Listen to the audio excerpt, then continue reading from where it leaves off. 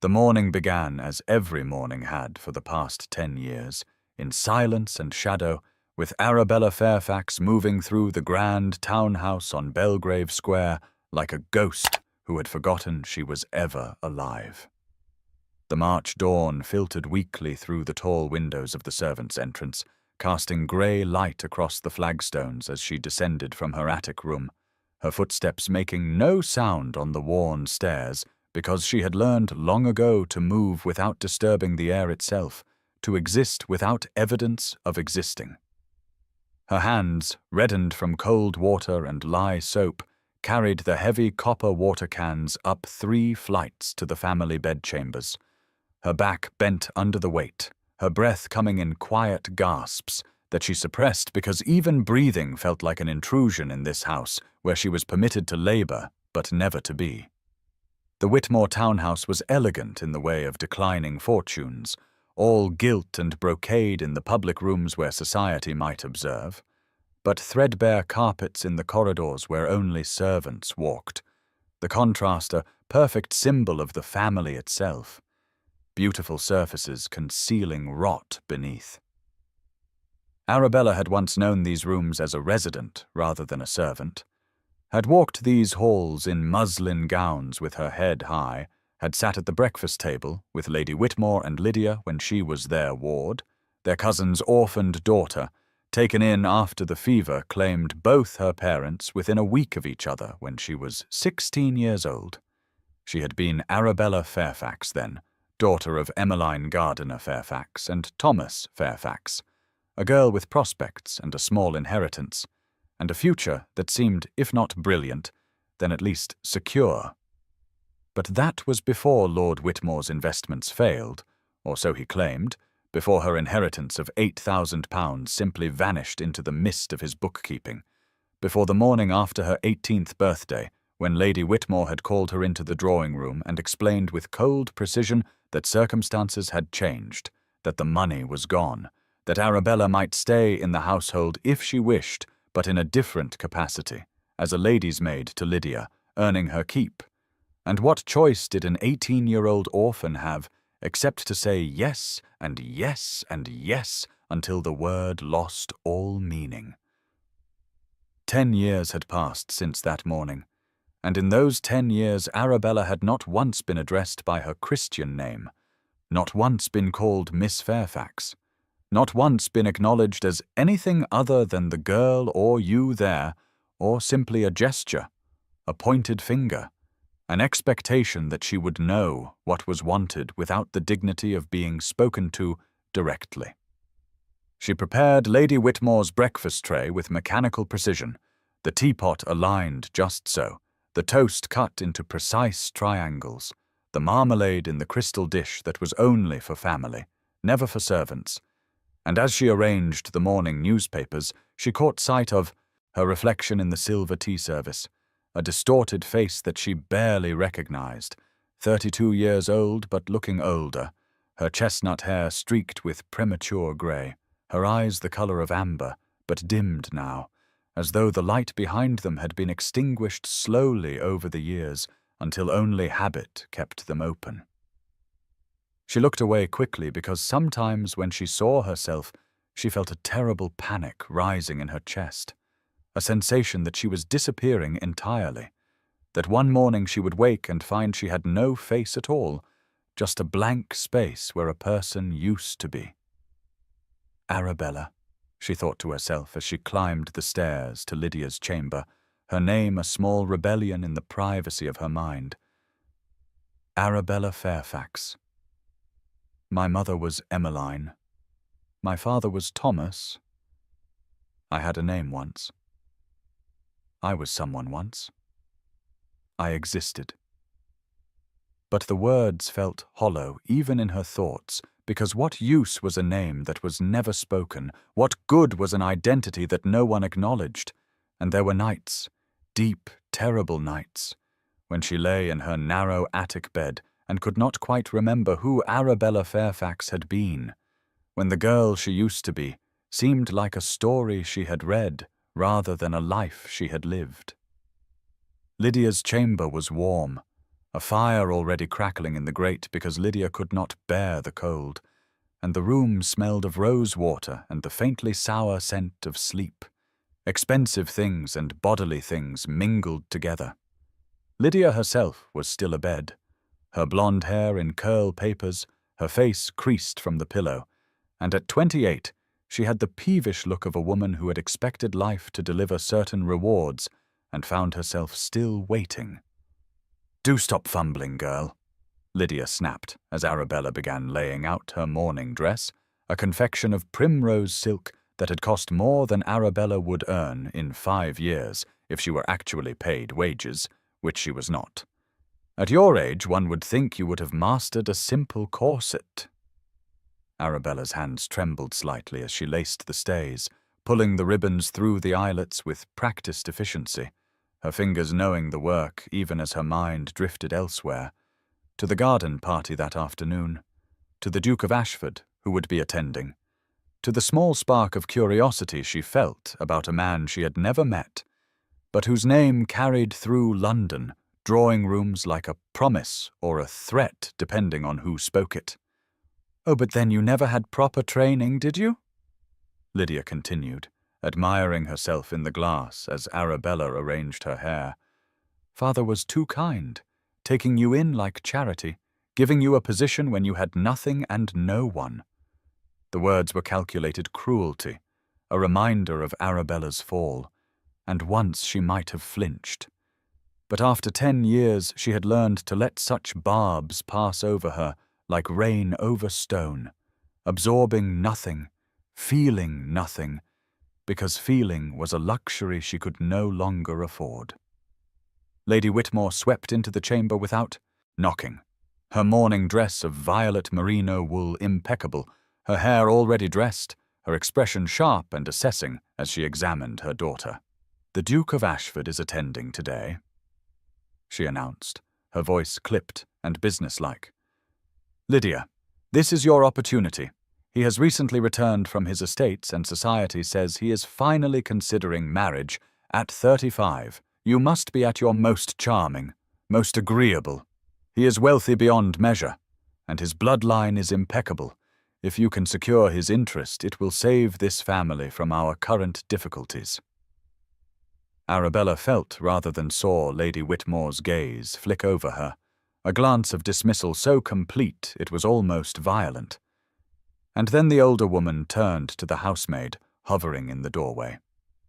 "Tell the girl to bring my shawl, the Norwich silk. I shall need it for the carriage," Lady Whitmore said, speaking as though Arabella were not standing 3 feet away, as though she were invisible, or deaf, or simply not human enough to merit direct address. The housemaid bobbed a curtsy and scurried away, and Arabella continued pinning Lydia's hair, her face carefully blank, her heart carefully blank.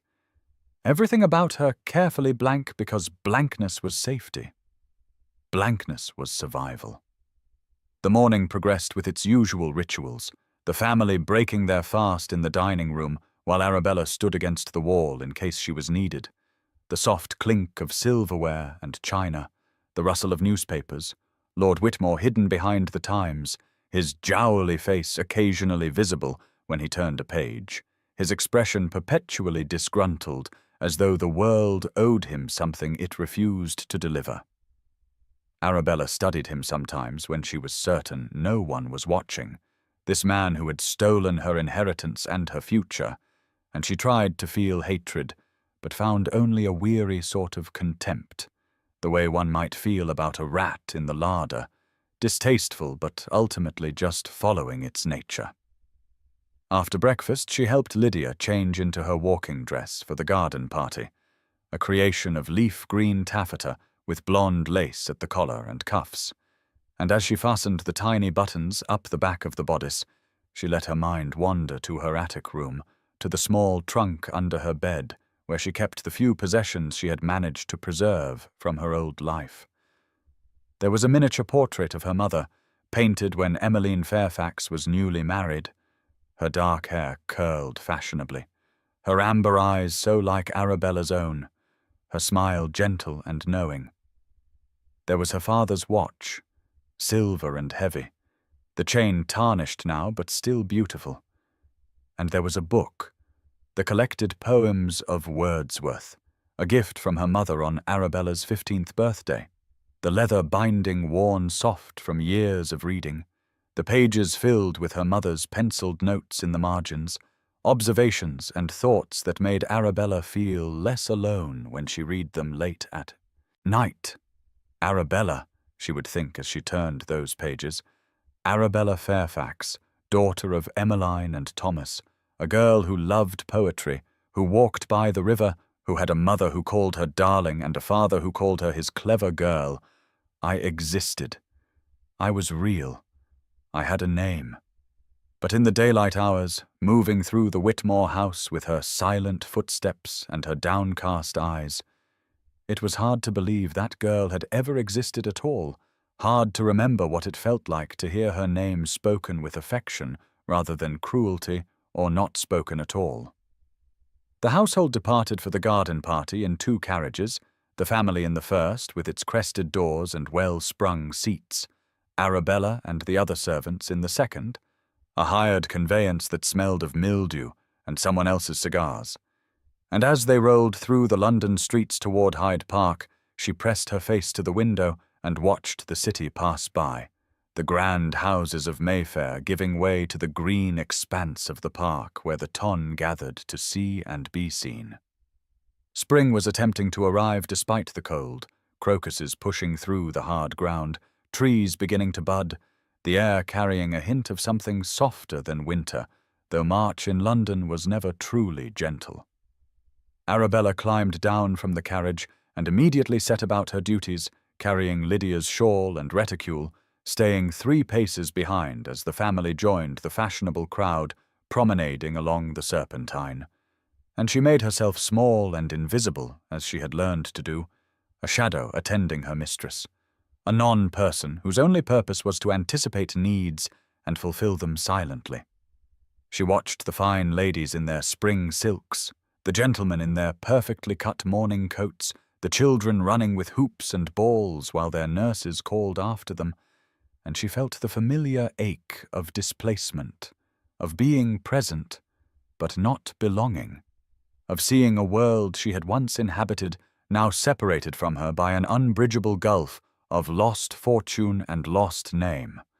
Somewhere in this crowd was the Duke of Ashford, the man Lady Whitmore had set her sights on for Lydia, the most eligible bachelor in England according to the whispers Arabella heard among the other servants, a man of impeccable lineage and considerable wealth who had somehow managed to avoid matrimony into his 30s, and Arabella felt a flicker of sympathy for him, this stranger who would be hunted through the season by ambitious mothers and desperate daughters who would be assessed and pursued and schemed over as though he were a prize to be won rather than a man with his own thoughts and feelings. But such thoughts were dangerous, were above her station now, and she pushed them away as she had learned to push away all thoughts that reminded her she had once been educated, once been fit for a different kind of life, once been a person who mattered. The March wind picked up, sending ladies clutching at their bonnets, and gentlemen steadying their hats, and Arabella pulled her worn shawl more tightly around her shoulders, the thin wool barely adequate against the cold, and waited for whatever the afternoon would bring, invisible and silent, a woman without a name, in a world that had forgotten she ever had one. The garden party unfolded with all the predictable rituals of the London season, ladies promenading in their finest spring silks while gentlemen offered arms and compliments, mammas positioning their daughters in strategic locations like chess pieces on an elaborate board. And through it all, Arabella moved like water around stone, invisible and necessary, carrying Lydia's Norwich silk shawl when the sun grew warm, producing her painted fan when the exertion of walking made her mistress flush, holding her reticule and gloves and the small parasol that Lydia declared too precious to actually use. The afternoon sun filtered through the newly budding trees along the Serpentine, casting dappled shadows across the carefully tended lawns where white tents had been erected for refreshments, and a string quartet played Mozart from a raised platform, the music floating across the park like something from another world, beautiful and untouchable. Arabella stationed herself behind a large oak tree where she could observe Lydia without being observed herself, and from this vantage point she watched the arrival of the Duke of Ashford, Sebastian Wentworth, who entered the park with the kind of quiet authority that needed no announcement, the crowd simply parting for him as water parts for a ship's prow. He was tall, she noted, perhaps 35, as Lady Whitmore had said, with dark hair that wanted to curl despite being severely brushed back, and features that were more interesting than handsome, strong rather than pretty, a face that suggested intelligence and a certain weariness, as though he had seen enough of society to find it tedious, but was too well bred to show it. Within moments he was surrounded, a flock of pastel gowns and eager faces, mammas pushing their daughters forward with varying degrees of subtlety, and Arabella saw the almost imperceptible tightening around his eyes, the way his smile remained fixed and polite, while something behind it retreated to a safe distance.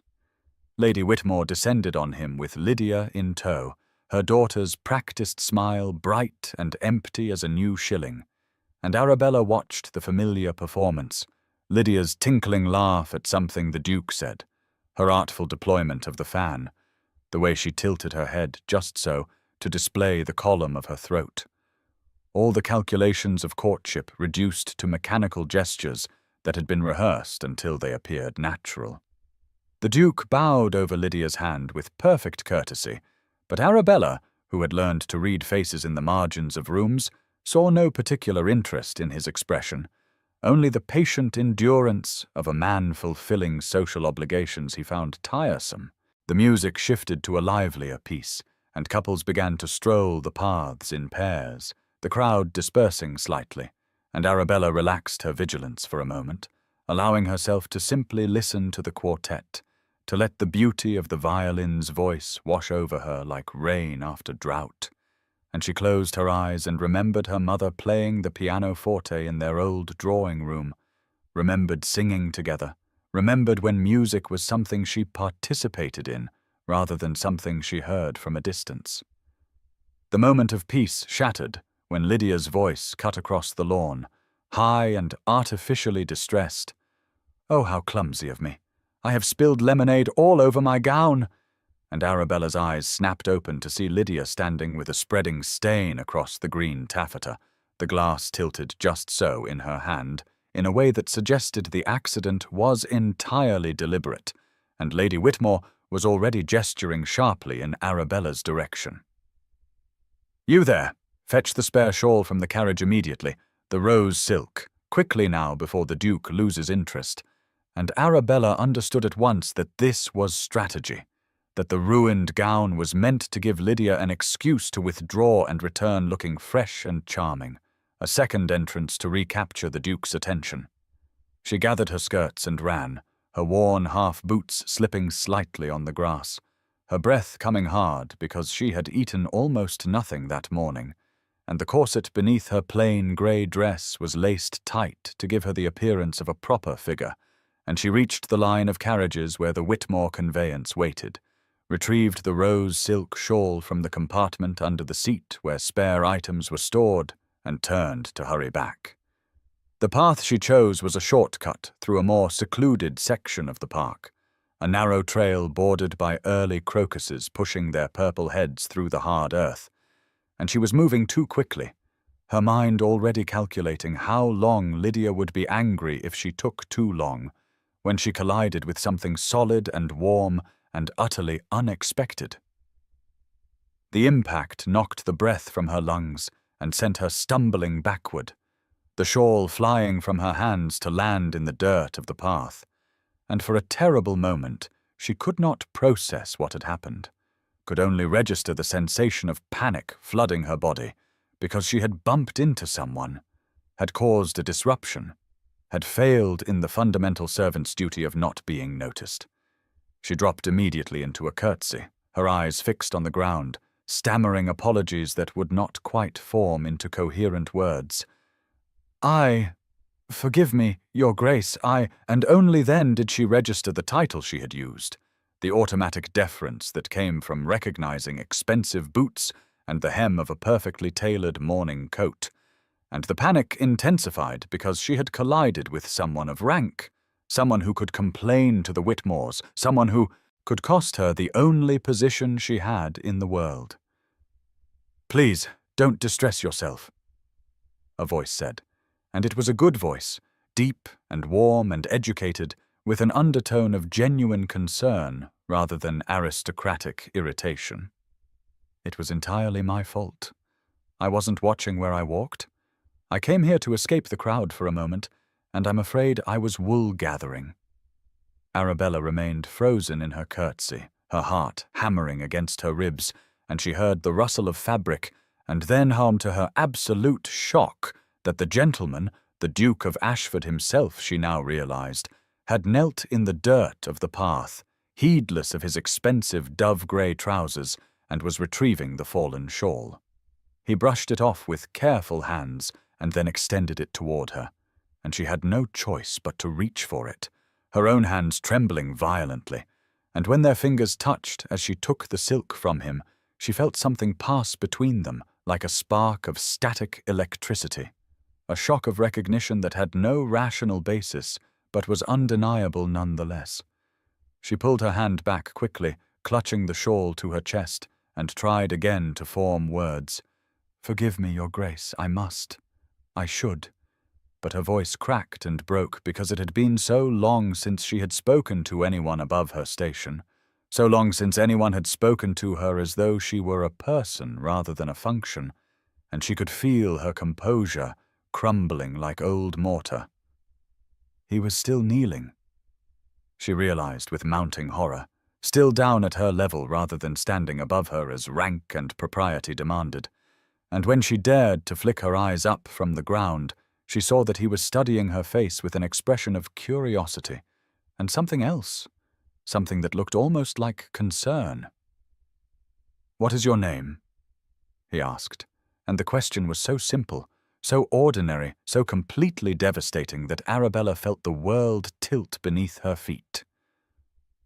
"I should like to know whom I have nearly trampled," he continued, when she did not immediately answer, his tone gentle, coaxing, as though he were speaking to a frightened animal. And perhaps that was what she was, a creature so thoroughly beaten that the smallest kindness undid her entirely. The question hung in the air between them, and Arabella opened her mouth to answer, to say the words that should have been the easiest thing in the world. "My name is Arabella Fairfax," but the words would not come. It was as though her tongue had forgotten the shape of them, as though the sounds that made up her name had been buried so deep under 10 years of silence that she could not excavate them in the moment when they were needed most. She stood there, frozen, her mind scrabbling for purchase, and all she could think was, "They call me." But what did they call her? They called her girl, and you there, and nothing. They called her nothing at all. She began, and faltered. "They call me." But how could she explain that they did not call her anything, that she had no name in this household, that she had forgotten how to claim one? "I am," she tried again, but the sentence had no ending, because what was she? Who was she?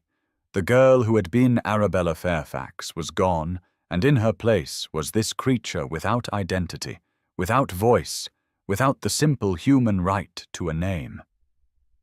The Duke's expression shifted from curiosity to something deeper, a concern that looked almost like alarm, and he leaned slightly closer, his grey eyes searching her face.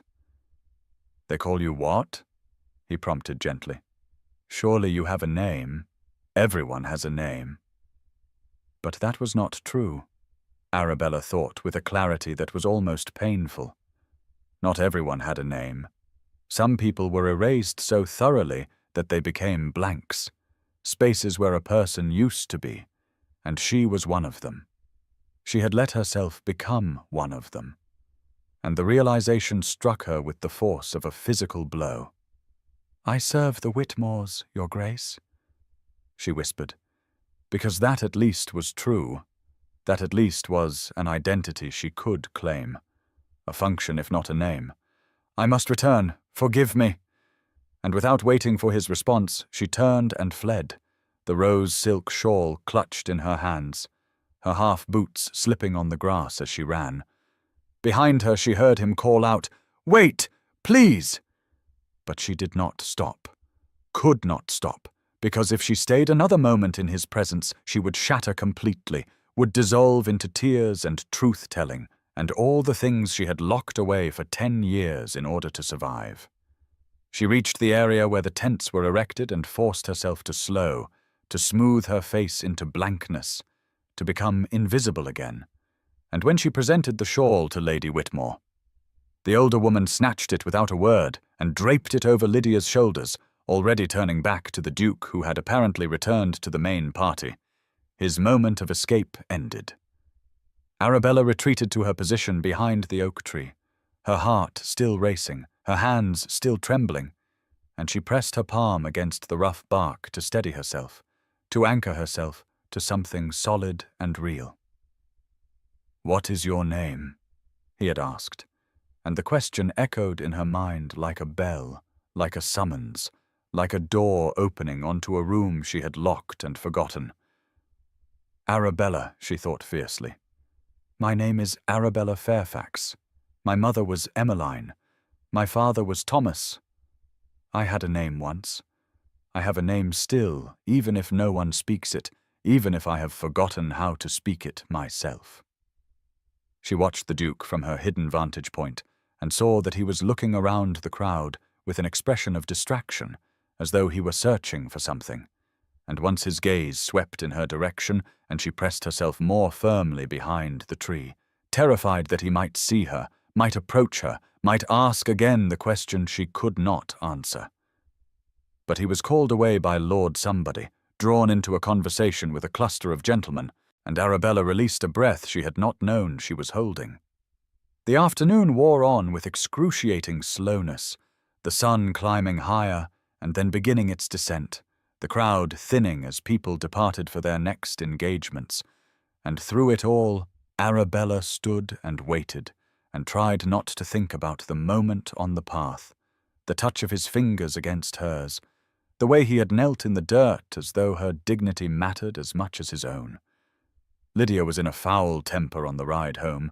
The Duke had been polite, but not particularly attentive, had danced attendance on her for precisely the amount of time courtesy demanded, and not a moment longer. And she blamed Arabella for taking too long with the shawl, for failing to return before his interest wandered, as though Arabella's brief absence had somehow cost her a duchess's coronet. "You are useless," Lydia hissed as they climbed into the carriage. "Utterly useless. I should have father dismiss you and find someone competent." But even as she spoke the words, both of them knew they were empty, because Arabella worked for no wages, and no lady's maid could be hired for free. That night, in her attic room, Arabella sat on her narrow bed and pressed her hands against her face. And in the privacy and darkness, she whispered the words she had not been able to say that afternoon. "My name is Arabella Fairfax," she told the empty air. "Arabella Fairfax, Arabella," and the sound of it in her own voice was strange and foreign and achingly familiar all at once, like coming home to a house that had been locked for years, finding it still standing but filled with dust and shadows. She thought of the Duke's grey eyes, the genuine confusion on his face when she could not answer his simple question, the way he had looked at her as though she were a puzzle he wanted to solve, and for the first time in 10 years she felt something other than resignation or despair. She felt a tiny fragile spark of something that might have been hope, or might have been simply the memory of what hope used to feel like when she still believed the world held possibilities for girls like her. Sebastian Wentworth had not been able to stop thinking about the woman in the park, which was absurd and troubling in equal measure, because he was a man who prided himself on rational thought and disciplined emotion. Yet for 2 weeks, the memory of her had haunted him with the persistence of a melody he could not name. He found himself distracted during meetings with his steward, during sessions in the House of Lords, during the endless round of social obligations that consumed a duke's London season, and always his mind returned to that moment on the secluded path, to her trembling hands and broken voice, to the look of genuine confusion that had crossed her face when he asked her name, as though the question were in a language she no longer spoke. He had made inquiries, carefully and discreetly, about the Whitmore household, and what he learned troubled him deeply. Lord Whitmore was known to be financially strained despite maintaining appearances, his investments consistently poor, his debts mounting, his standing in society sustained more by the memory of past prosperity than present reality. Lady Whitmore was ambitious and cold, determined to marry her daughter well enough to restore the family fortunes, and there were whispers, never quite substantiated, about a ward who had lived with them years ago, a cousin's daughter who had simply disappeared from society without explanation. When the invitation to dine at the Whitmore residence arrived, Sebastian would normally have declined with a polite excuse, as he declined most such invitations from families with unmarried daughters. But this time he found himself accepting, his curiosity overriding his usual caution, and Lady Whitmore's reply had been effusive, with transparent delight at having secured the presence of the season's most eligible bachelor. The evening of the dinner he dressed with unusual care, his valet noting with raised eyebrows that his Grace seemed particularly concerned with the arrangement of his cravat, and Sebastian ignored the implied question because he could not have explained even to himself why he felt this strange sense of anticipation, this feeling that the evening would reveal something important, though he could not say what. The Whitmore townhouse was elegant in a faded way, the drawing-room furniture slightly worn beneath its costly upholstery, the silver plate tarnished at the edges, the very air seeming to carry the scent of genteel decline. Sebastian was received with great ceremony, Lady Whitmore fluttering about him with compliments and offers of the best sherry, Lord Whitmore emerging from behind his newspaper long enough to shake hands and make ponderous remarks about the weather and the state of the markets, and Lydia Whitmore positioned strategically on the sofa in a gown of celestial blue that had clearly been chosen to complement her eyes. The other guests were minor nobility and wealthy gentry, the kind of people who could be counted on to spread word of the Duke's attendance throughout London society, and Sebastian recognized the dinner for what it was, a calculated display meant to associate the Whitmore name with his own, to suggest a connection that did not yet exist, and might never exist if he had any say in the matter. But his attention was not on the drawing-room theatrics or the transparent matchmaking. His attention was fixed on the periphery, on the shadows at the edges of the room where a figure moved silently, adjusting candlesticks, straightening cushions. And when she stepped briefly into the light to refill someone's glass, he felt his breath catch because it was her, the woman from the park, and in the 2 weeks since their encounter, he had almost convinced himself that he had imagined the strange pull he felt toward her, the sense of recognition that had no rational basis, but seeing her again, he knew he had imagined nothing. She wore the same grey dress, or one identical to it, her hair pulled severely back, her movements economical and practiced, and what struck him most forcefully was her invisibility, the way the other guests looked through her as though she were a piece of furniture, the way Lady Whitmore gestured at her without speaking to her, the way she seemed to exist in the room without occupying any space in the awareness of those present. Sebastian watched her throughout the evening with growing fury that he struggled to contain beneath his usual mask of aristocratic courtesy, watched as she anticipated needs before they were spoken, as she fetched Lady Whitmore's medicine and Lord Whitmore's spectacles as she moved through the room like a ghost, fulfilling the requests of the living. When dinner was announced, she did not join them at table, of course. Servants did not dine with family and guests. But she was present in the dining room, standing against the wall between the sideboards, ready to assist the footman, and Sebastian positioned himself at table so that he could observe her without being obvious about it. He made conversation with Lady Whitmore on his right and the wife of a minor baronet on his left. He praised the excellence of the turtle soup and the delicacy of the fish course. He laughed at Lord Whitmore's laboured jokes and appeared to listen attentively to Lydia's breathless observations about the latest opera. But all the while his true attention was on the woman in grey, waiting and watching for her name. The test came during the fourth course when a napkin beside Lady Whitmore's plate was apparently folded incorrectly, the linen not quite aligned in the elaborate fan shape that fashion demanded, and Lady Whitmore's voice cut across the table conversation with the sharpness of a blade. "This is folded completely wrong," she announced to no one in particular. "You there, did you set this place? Because if so, you have done it incorrectly yet again. One would think after 10 years you could manage something as simple as a napkin." Sebastian saw the woman's face, saw the way it remained carefully blank, even as something flickered in her amber eyes, oceans of suppressed feeling visible for just a moment before being ruthlessly contained, and he felt his hand tighten on his wine-glass with the effort of not speaking, of not saying what he wanted to say, which was that Lady Whitmore was a petty tyrant who deserved neither respect nor service.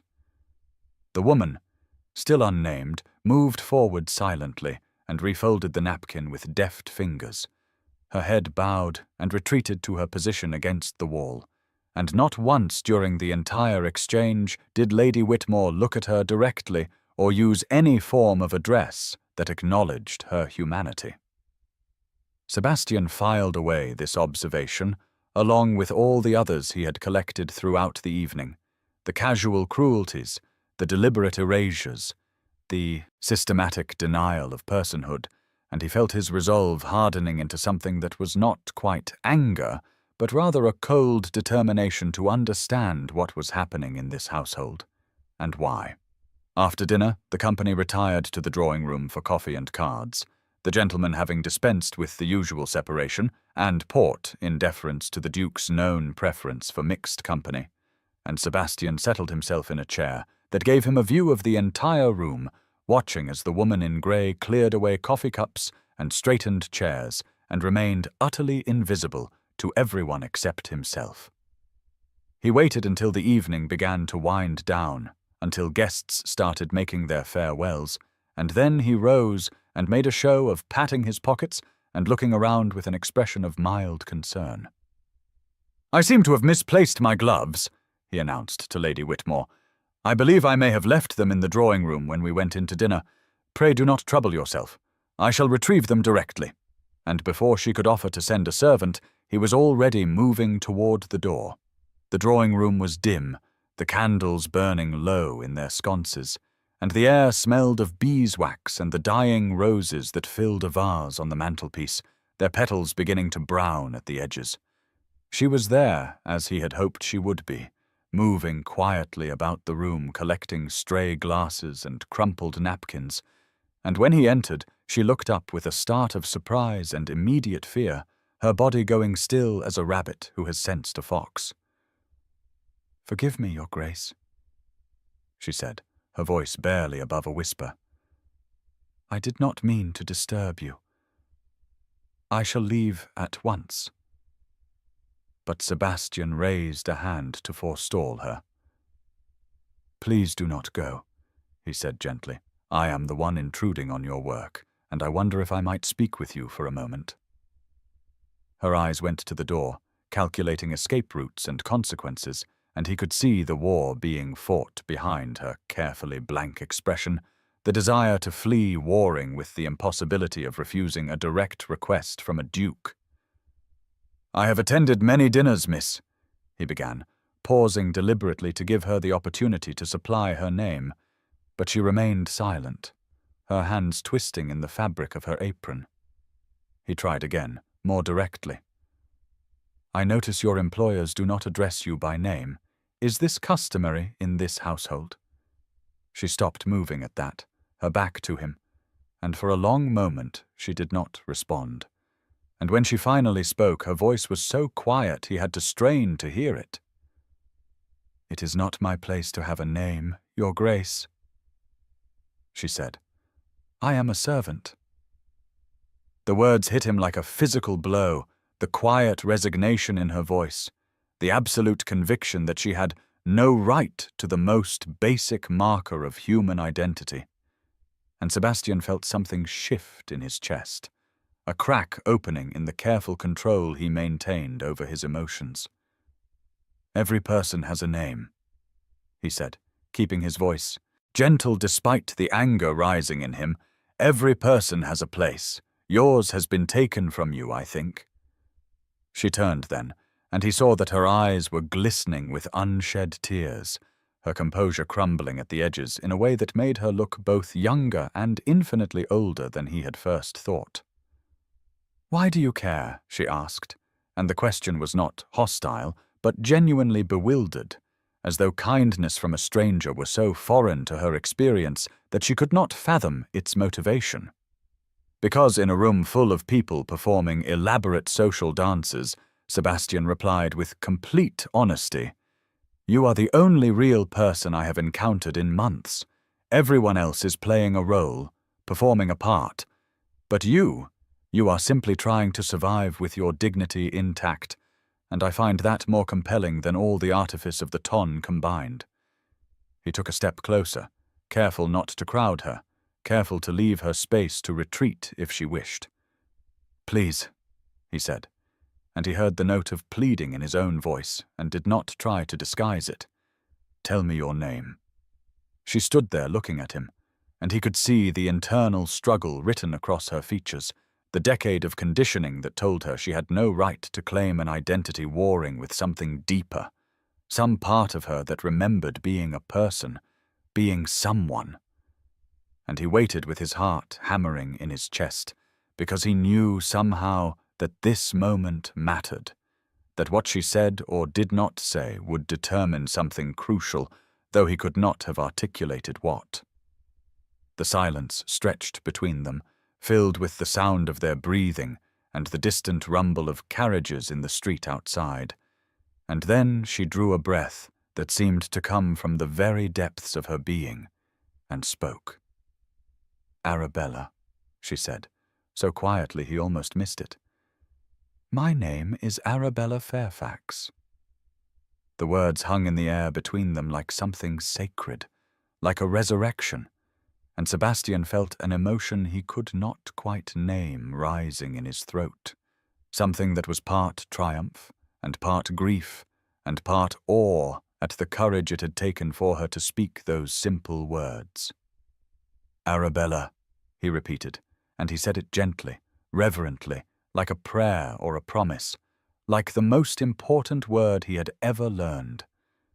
Arabella Fairfax, and as he spoke her name he saw something change in her face, saw her spine straighten slightly, saw her lift her chin just a fraction of an inch, as though hearing her name spoken aloud with respect and care had reminded her that she was real, that she existed, that she mattered.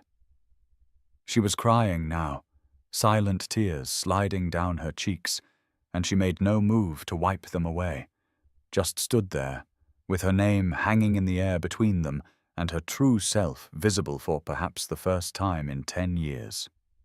Sebastian wanted to say more, wanted to ask 1,000 questions about how she had come to this place, how a woman named Arabella Fairfax, with education evident, in her speech and bearing had ended up erased and unnamed in the Whitmore household. But he heard voices in the corridor, the party breaking up, guests departing, and he knew their moment of privacy was ending. Thank you, he said softly, for trusting me with your name, Arabella. I shall not forget it.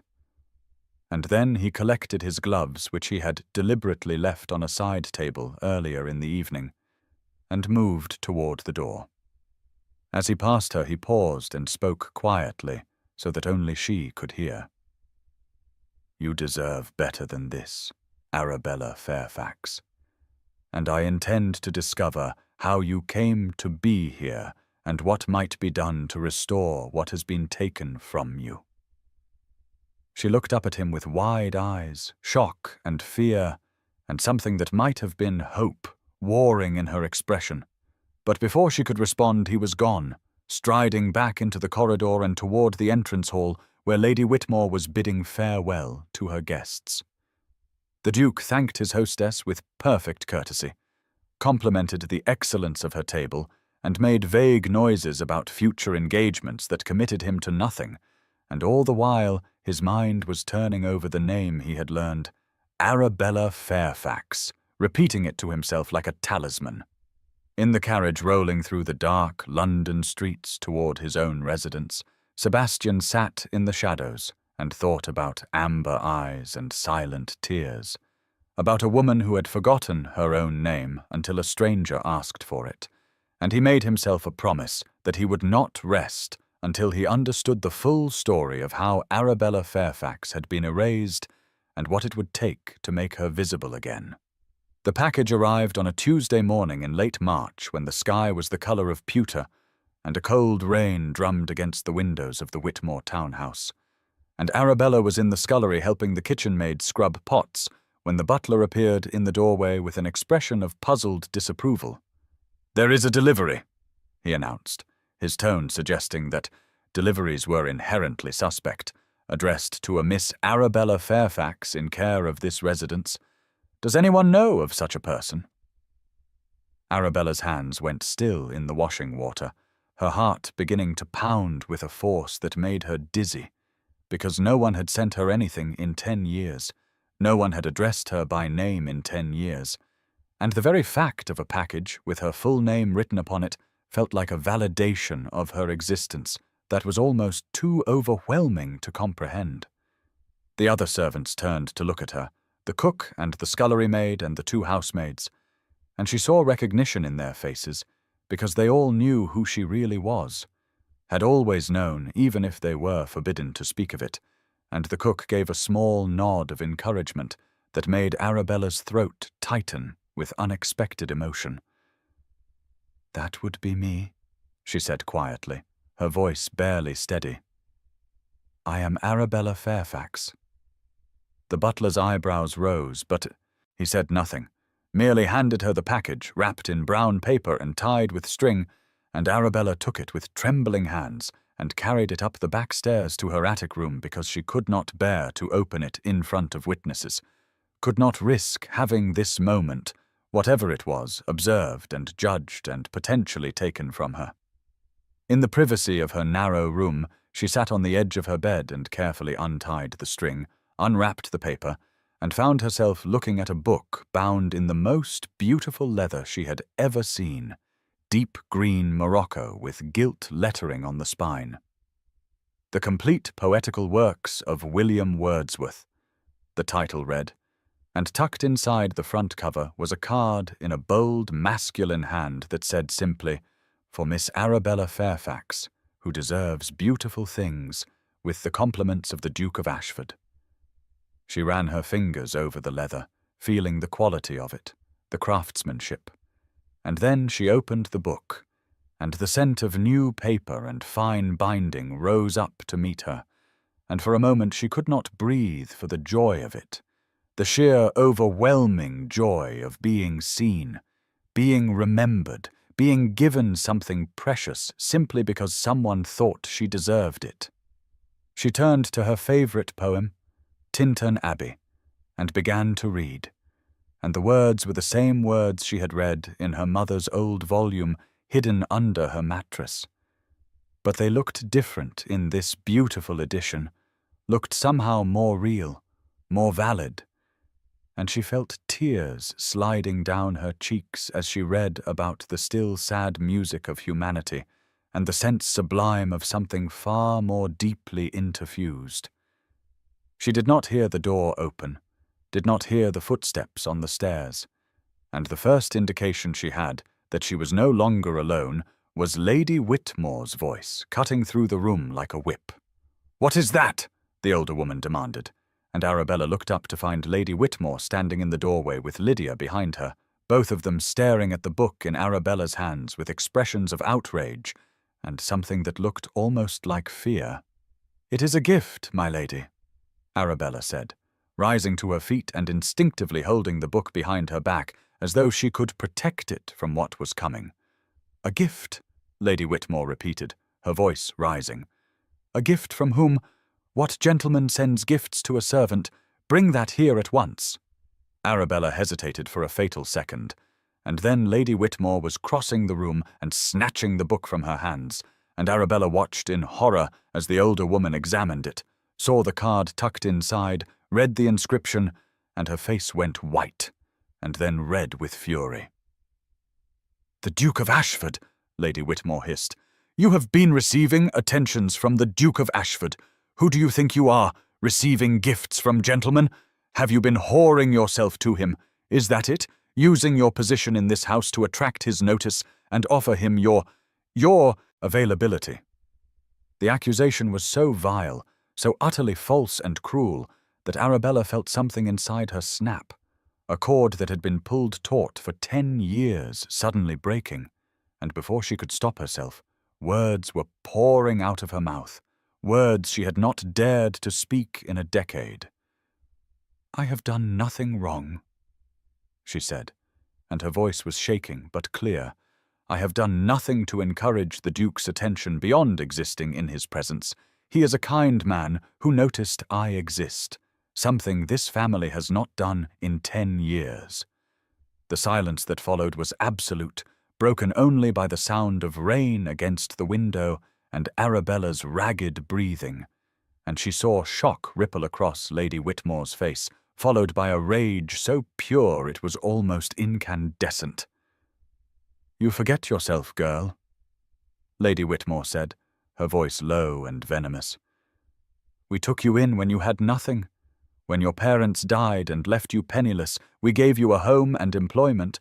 This is how you repay our charity, by tempting a duke with your—" She paused, searching for words cutting enough to wound. "With your aging charms and your presumption." Something broke loose in Arabella then, 10 years of silence and submission and swallowed rage. And she heard herself speaking words she had never intended to say aloud, truths that had festered in the darkness of her silence. "You took me in, and then you took everything from me," she said, and her voice was steady now, hard as stone. "My inheritance, my name, my life. I was 18 years old. I trusted you. I believed you when you said the money was gone, when you said I should be grateful for a position in your household. But I was not penniless. My parents left me £8,000. Where did it go? My lady, where did my mother's money go?" Lady Whitmore's hand came up fast and cracked across Arabella's cheek with enough force to snap her head to the side, and the pain was sharp and bright and somehow clarifying, and Arabella raised her hand to her burning cheek and looked at the woman who had stolen her life and felt no fear, only a cold, clear certainty that something had changed irrevocably, that she had spoken and could not unspeak, had claimed her name and her history and could not unclaim them. "Your inheritance was spent on your upkeep, you ungrateful wretch," Lady Whitmore spat. 10 years of food and shelter and clothing, that is where your precious inheritance went. My inheritance could have supported me for life," Arabella replied, her voice quiet but implacable. "It could have provided me with an independent living, with the ability to choose my own path. You took that from me, and you gave me servitude in its place. You erased my name and made me invisible, and I let you because I was young and frightened and alone. But I am not that girl any more." Lady Whitmore clutched the book to her chest, her knuckles white with the force of her grip. "You will apologize this instant," she said. "You will get on your knees and beg my forgiveness for your insolence, and you will burn this book in the kitchen fire. And if you do so, I may may allow you to remain in this household, but if you refuse, you will leave at once, without references and without a penny to your name. Do you understand me?" Arabella looked at the book in Lady Whitmore's hands, at the beautiful green leather and the gilt lettering, at the symbol of her name and her existence and someone's kindness, and she felt the choice before her like a physical weight. She could apologize, could abase herself one more time, could watch the book burn and retreat back into silence and invisibility, could survive as she had survived for 10 years by making herself nothing. Or she could hold on to what she had reclaimed, her voice and her name, and her right to exist, and face whatever consequences came. Before she could speak, before she could make the choice that would determine everything that followed, there was a commotion from below, the sound of the front door opening, the butler's voice raised in surprise, and then footsteps on the main staircase, rapid and purposeful. Lady Whitmore turned toward the door just as Lord Whitmore appeared, his face flushed with agitation. "The Duke of Ashford is here," he announced, his voice tight with barely suppressed panic. "He has called on some pretext of business and is asking for you in the drawing-room. He is asking—" His voice dropped to a hiss, "about a Miss Fairfax and whether she received a book he sent." Lady Whitmore's face went through several interesting transformations, fury giving way to calculation, giving way to a forced smile that looked more like a grimace. "Lydia," she said sharply, "go down and entertain his grace. Tell him I shall be there momentarily. You?" She gestured at Arabella without looking at her directly. "You will remain here and not show your face. Do you understand? You will stay in this room until I decide what is to be done with you."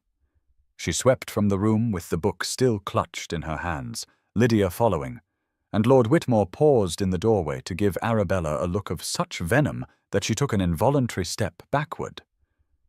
"You have destroyed this family's prospects," he said quietly. "Whatever relationship we might have built with the Duke is now tainted by your presumption. I hope you are satisfied." Then he too was gone, and Arabella was left alone in her attic room with her burning cheek and her racing heart, and the terrible exhilaration of having spoken, having claimed herself, having broken free of the silence that had been her prison. She moved to the small window that looked out over the mews behind the house and pressed her forehead against the cold glass, trying to calm her breathing, trying to think through what would happen next. The Duke was downstairs, had come to the house, had asked about her by name, and she did not know whether to feel gratitude or horror because his attention had protected her and endangered her in equal measure. Below in the drawing-room, Sebastian Wentworth sat with his usual composure and watched Lady Whitmore's face as she entered, noted the high colour in her cheeks and the way her hands trembled slightly as she smoothed her skirts, and knew that something significant had just occurred, though he could not yet determine what. Lord Whitmore followed his wife into the room, his expression guarded, and Lydia positioned herself on the sofa with a smile that did not reach her eyes. "Your Grace," Lady Whitmore said, her voice straining for its usual obsequious warmth. "What an unexpected pleasure. My husband mentioned you had business to discuss." Sebastian smiled blandly, the smile he used when he was maneuvering someone into a position they did not wish to occupy. "Indeed," he said, "though business is perhaps too strong a word, I merely wished to make a courtesy call. We had such a pleasant evening at your dinner party last week, and I wanted to inquire after everyone's health." "How very kind," Lady Whitmore murmured. "We are all quite well, thank you." Sebastian let a small pause develop, a silence just long enough to become slightly uncomfortable, and then he said with perfect casualness, "I do hope Miss Fairfax received the volume I sent. I recalled her mentioning Wordsworth during our conversation at dinner. He lies smoothly. They had never discussed poetry, had barely exchanged 3 words in company, but the Whitmores could not know this, and I thought she might enjoy a handsome edition of the complete works." The silence that followed was exquisite, Lady Whitmore's mouth opening and closing soundlessly, Lord Whitmore's face darkening with suppressed fury, Lydia looking between her parents with growing alarm, and Sebastian waited with an expression of polite inquiry, as though he had asked about nothing more significant than the weather. "Miss Fairfax," Lady Whitmore finally managed, her voice strangled. "How thoughtful of your Grace. I am sure the girl— that is, I am sure Miss Fairfax was quite surprised by your generosity." "The girl, or Miss Fairfax?" Sebastian asked gently, his tone mild but his eyes sharp. "I confess I am uncertain which form of address you prefer, though I myself favor the latter as it seems more, shall we say, respectful." Lady Whitmore's smile was a rictus of social necessity. "Of course, Miss Fairfax," she said, stumbling over the name as though it were in a foreign language. She was most surprised, most grateful. "I imagine she was," Sebastian replied. "It is a handsome edition, bound in green morocco. I selected it myself from Hatchard's. I do hope she enjoys it. Wordsworth has always seemed to me a poet who speaks to the soul of those who have experienced both beauty and loss." He let that observation hang in the air, waited with implications, and watched Lord Whitmore shift uncomfortably in his chair.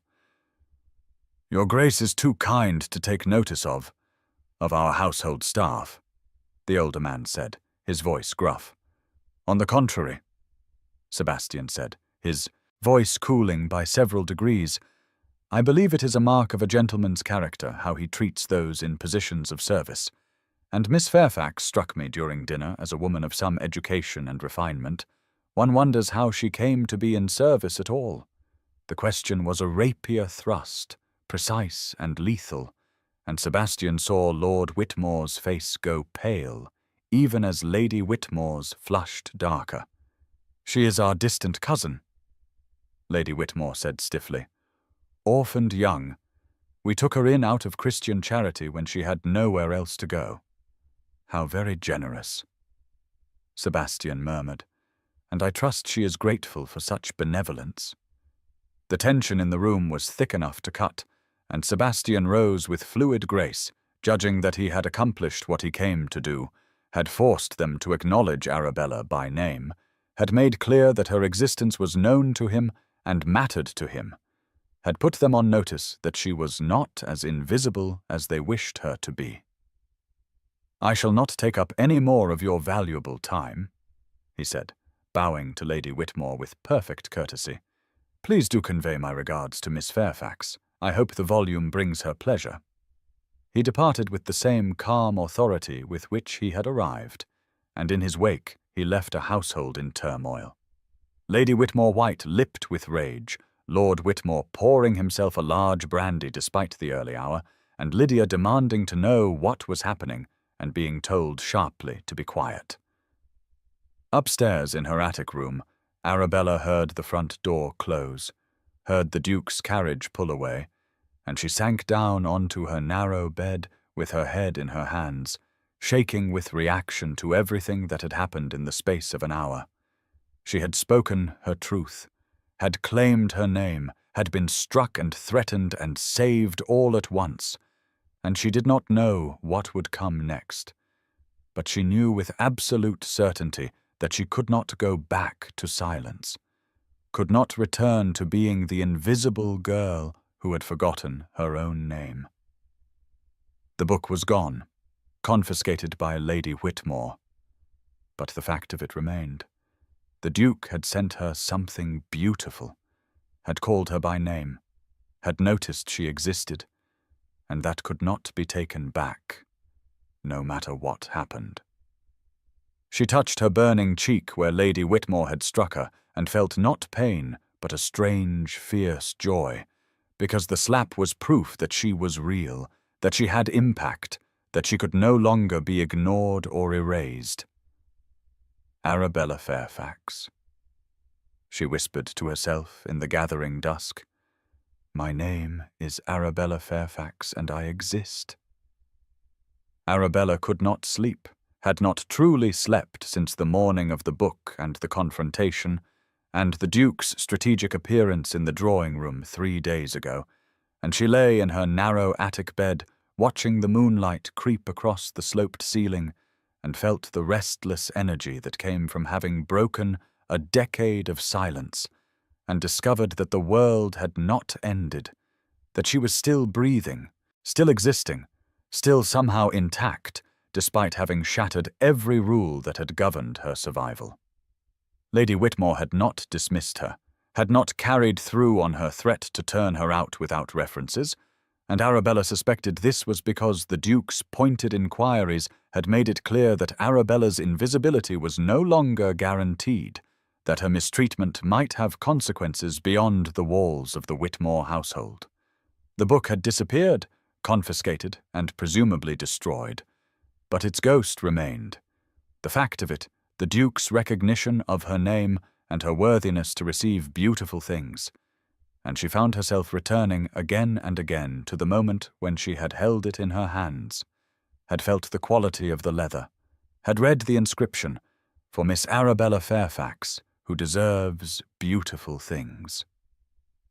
She rose finally when the clock in the hall below struck midnight, unable to bear the confines of her small room any longer, and she pulled on her wrapper over her plain cotton nightgown and took the candle from beside her bed, shielding the flame with her hand as she descended the servants' stairs on bare feet that made no sound on the worn wood.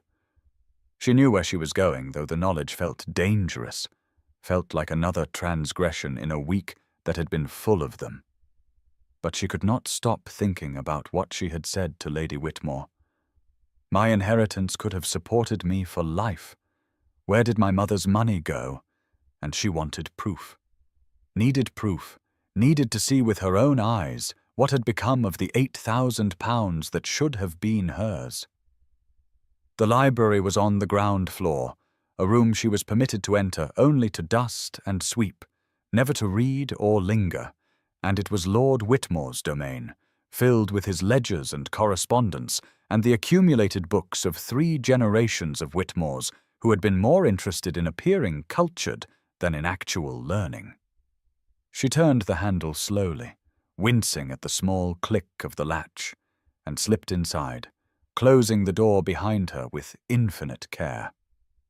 The room was silver with moonlight streaming through the tall windows that faced the garden, and the leather spines of hundreds of books gleamed dully in the pale light. And for a moment, Arabella simply stood there, breathing in the scent of old paper and dust and furniture polish, feeling like a thief in a place that should have been available to her, that would have been available to her if her life had taken the path it was meant to take. She set her candle on the desk and began to search, opening drawers as quietly as she could manage, her hands shaking with nerves and the transgressive thrill of doing something forbidden. Lord Whitmore kept his ledgers in the large bottom drawer. She knew this from cleaning the room, and she pulled them out one by one, running her fingers down columns of numbers that meant little to her untrained eye, looking for her name, for some record of the inheritance, for proof of what had happened to her parents' careful savings.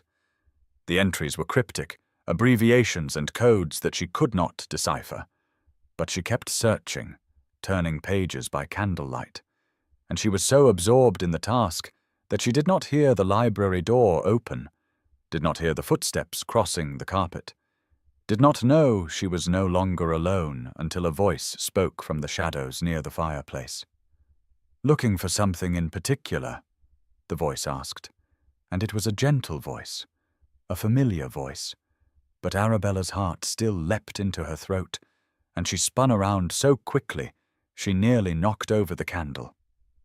The Duke of Ashford stood beside one of the leather armchairs, a book in his hand, and he was dressed informally in shirt-sleeves and waistcoat, with his cravat loosened, and even in her panic, Arabella registered that this was the most human she had ever seen him, the most accessible, the careful ducal armour set aside for the private hours of night. "Your Grace," she stammered, rising to her feet and nearly tripping over her wrapper in her haste. "I did not know. I thought everyone was— Forgive me, I should not be here. I will go at once." She moved toward the door, but he raised a hand to stop her, his expression not angry but concerned, curious, and something else she could not quite identify. "Please do not go on my account," he said. "I am the interloper here. I could not sleep and came down to find something to read. I did not mean to startle you." And he paused, studying her face in the candlelight. "But I am curious what brings you to the library at midnight. What were you searching for in those ledgers?"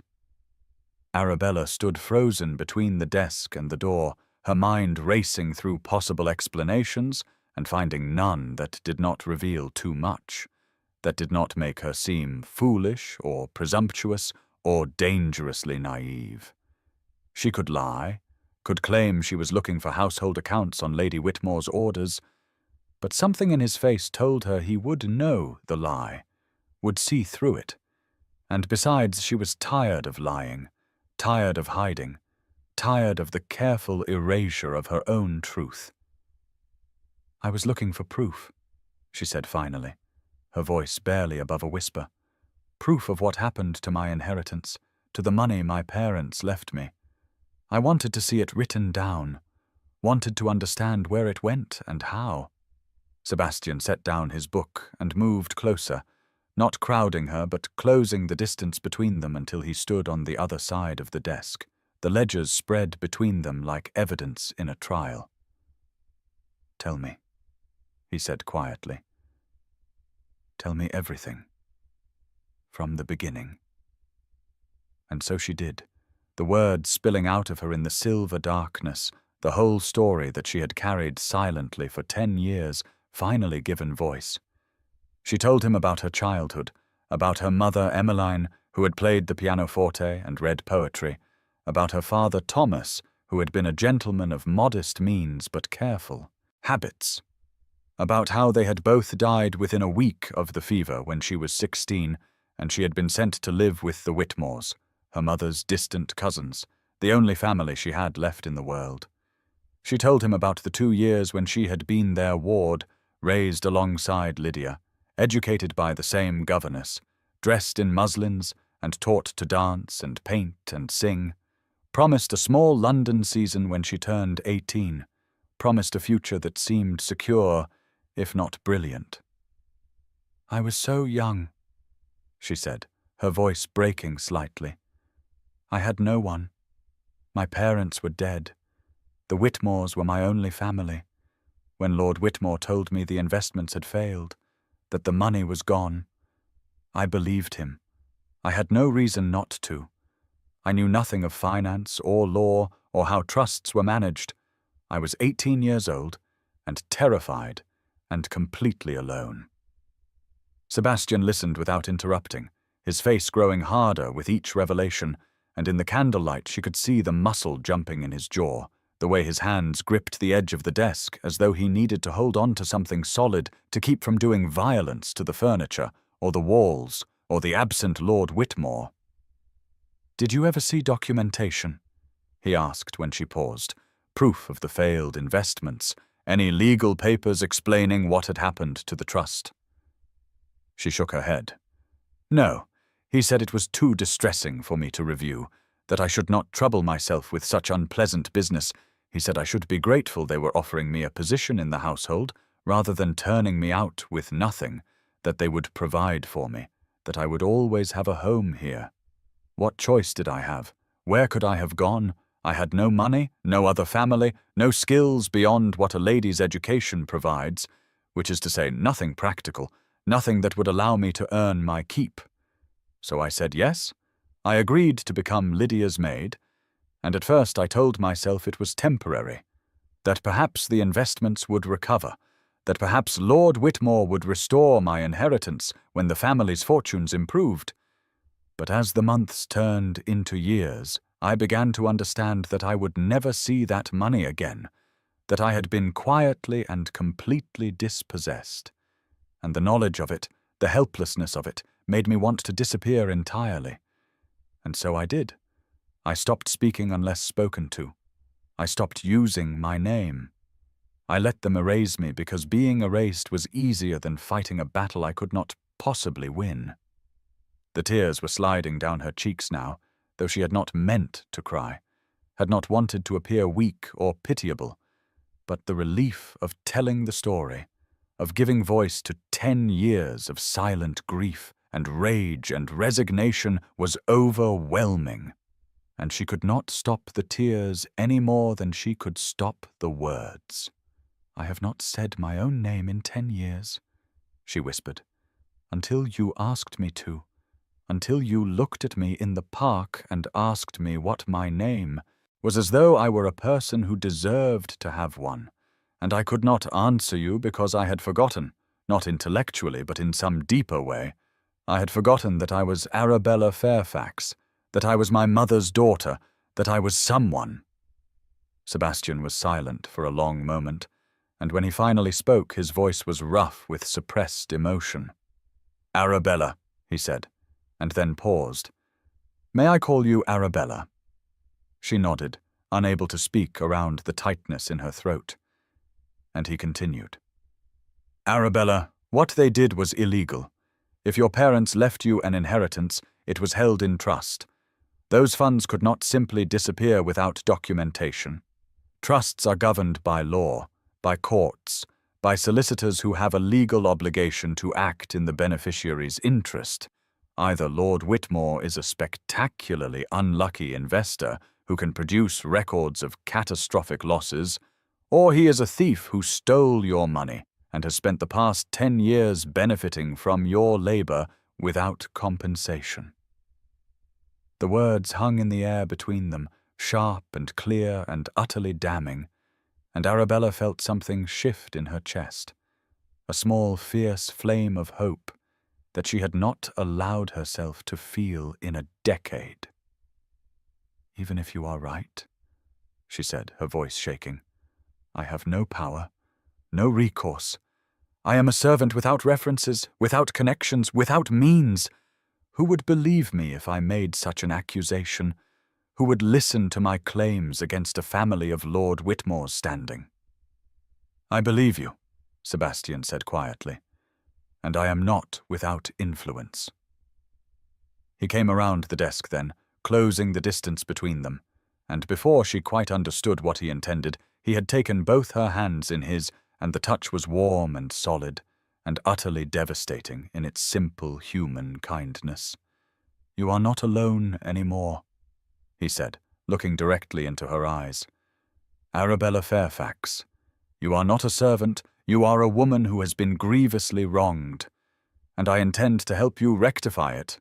I have solicitors, I have access to court records, I have the social standing to make inquiries that you cannot make, and I will not rest until I understand exactly what happened to your inheritance and what can be done to restore it to you." Arabella stared at him, at this man she barely knew who was offering her something she had not dared to hope for: justice, restitution, the possibility of reclaiming not just her money, but her name, her identity, her place in the world. And she could not comprehend why he would do this, what she could possibly mean to him that he would involve himself in her troubles. "Why?" she asked, the single word encompassing all her confusion and disbelief. "Why do you care what happens to me?" He was quiet for a moment, his thumbs moving gently across her knuckles in a gesture that felt both comforting and intimate. And when he spoke, his voice was very soft. "Because you deserve justice," he said, "because what was done to you was wrong, and I cannot stand by and allow it to continue unchallenged, because in a world full of people who perform kindness for social advantage, you are genuinely kind, despite having every reason to be bitter, because you have survived a decade of cruelty with your essential self intact, and that takes a strength I find extraordinary. And because—" he paused, his eyes searching hers, "because when I speak your name, I see you come alive. I see you remember who you are, and I want you to have the opportunity to be that person fully, without constraint, without fear, without the weight of injustice pressing you down into silence. The tears were coming harder now, tears of grief and relief and something that felt dangerously close to joy. And Sebastian released one of her hands to pull a handkerchief from his pocket and offer it to her with the same gentle courtesy he had shown when he knelt in the dirt to retrieve her fallen shawl in the park. She took it and pressed it to her face, breathing in the scent of his cologne, sandalwood, and something citrus. And when she looked up at him again, he was smiling slightly. A small, sad smile that acknowledged the strangeness and intimacy of this midnight meeting. "Arabella," he said, just her name, nothing more. And then again, "Arabella, Arabella," as though he were making up for 10 years of silence, as though he could resurrect her simply by speaking her name enough times. The moonlight painted them both in silver, turned the library into a place outside of time, and Arabella felt the world narrow to just this room, this man, this moment of being seen and known and believed. She had come down here looking for proof in ledgers and accounts, cold documentary evidence of theft. But what she had found instead was something warmer and more dangerous, someone who looked at her and saw not a servant or a victim, but a person, Arabella Fairfax, a woman with a history and a future, a woman who deserved beautiful things. "Thank you," she whispered, inadequate words for the enormity of what he was offering, but the only words she had. "Thank you for believing me, for seeing me, for saying my name as though it matters." "It does matter," Sebastian said fiercely. "You matter, Arabella Fairfax. You have always mattered, even when the world tried to convince you otherwise. And I swear to you that I will do everything in my power to help you reclaim what was stolen from you. Your inheritance, yes, but more than that, your name, your voice, your right to exist in the world as yourself, rather than as someone's invisible servant."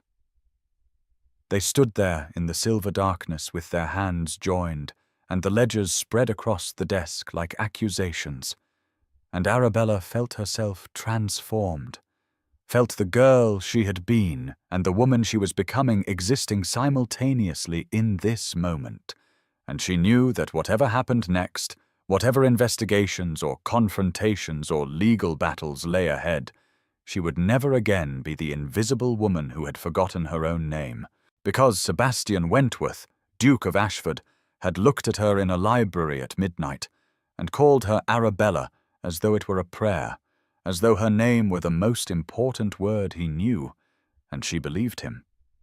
Spring arrived in London with a rush of green and gold, the squares and gardens suddenly alive with daffodils and early roses, and the transformation of the city seemed to mirror something shifting inside Arabella herself, a gradual unfurling after years of being tightly closed against the cold.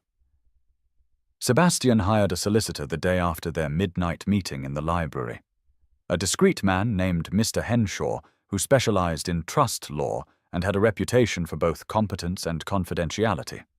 And while the investigation proceeded quietly in the background, Sebastian himself became a frequent visitor to the Whitmore household, appearing with such regularity that even Lady Whitmore's transparent delight at having secured the Duke's continued attention began to curdle into anxiety as she sensed something in his manner that she could not quite identify, some purpose beyond the ostensible courtship of Lydia that made her uneasy. He came for tea and stayed for dinner. He came for dinner and lingered in the drawing-room afterward. He accepted invitations to musical evenings and card parties, and each time he found ways to speak with Arabella, manufacturing small requests that the Whitmores could not refuse without appearing churlish or suspicious. He asked that she bring him tea in the study when he was closeted with Lord Whitmore discussing some fabricated business matter. He wandered into the garden at precisely the hour when she was cutting flowers for the dining table.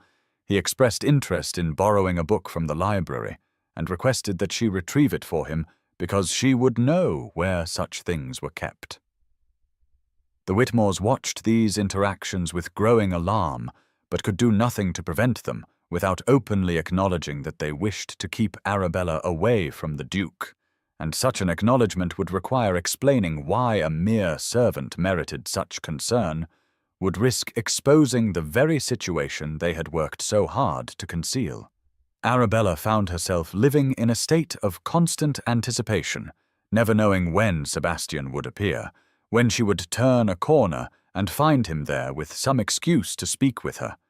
And the conversations that resulted were unlike anything she had experienced in 10 years.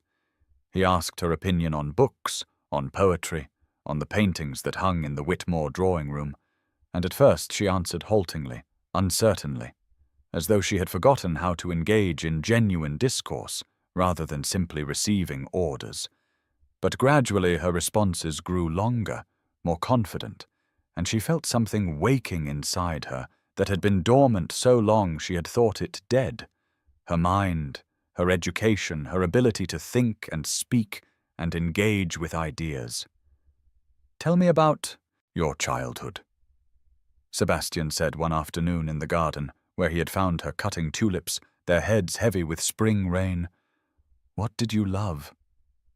The question was so simple and yet so profound, asking not what she had done but what she had loved, asking about joy rather than duty, and Arabella found herself answering with a honesty that surprised her. "I loved reading," she said, arranging the tulips in her basket with care. "My mother and I would read poetry together. We had a favorite seat by the window in our old house. The light was best there in the afternoons. We would take turns reading aloud. Wordsworth especially. She loved Wordsworth, the way he wrote about nature and memory and the relationship between them. She died when I was 16. My father followed a year later. The fever took them both within a week." Sebastian was quiet for a moment, his face grave with sympathy. "You have endured so much loss," he said gently. "We all endure, Your Grace."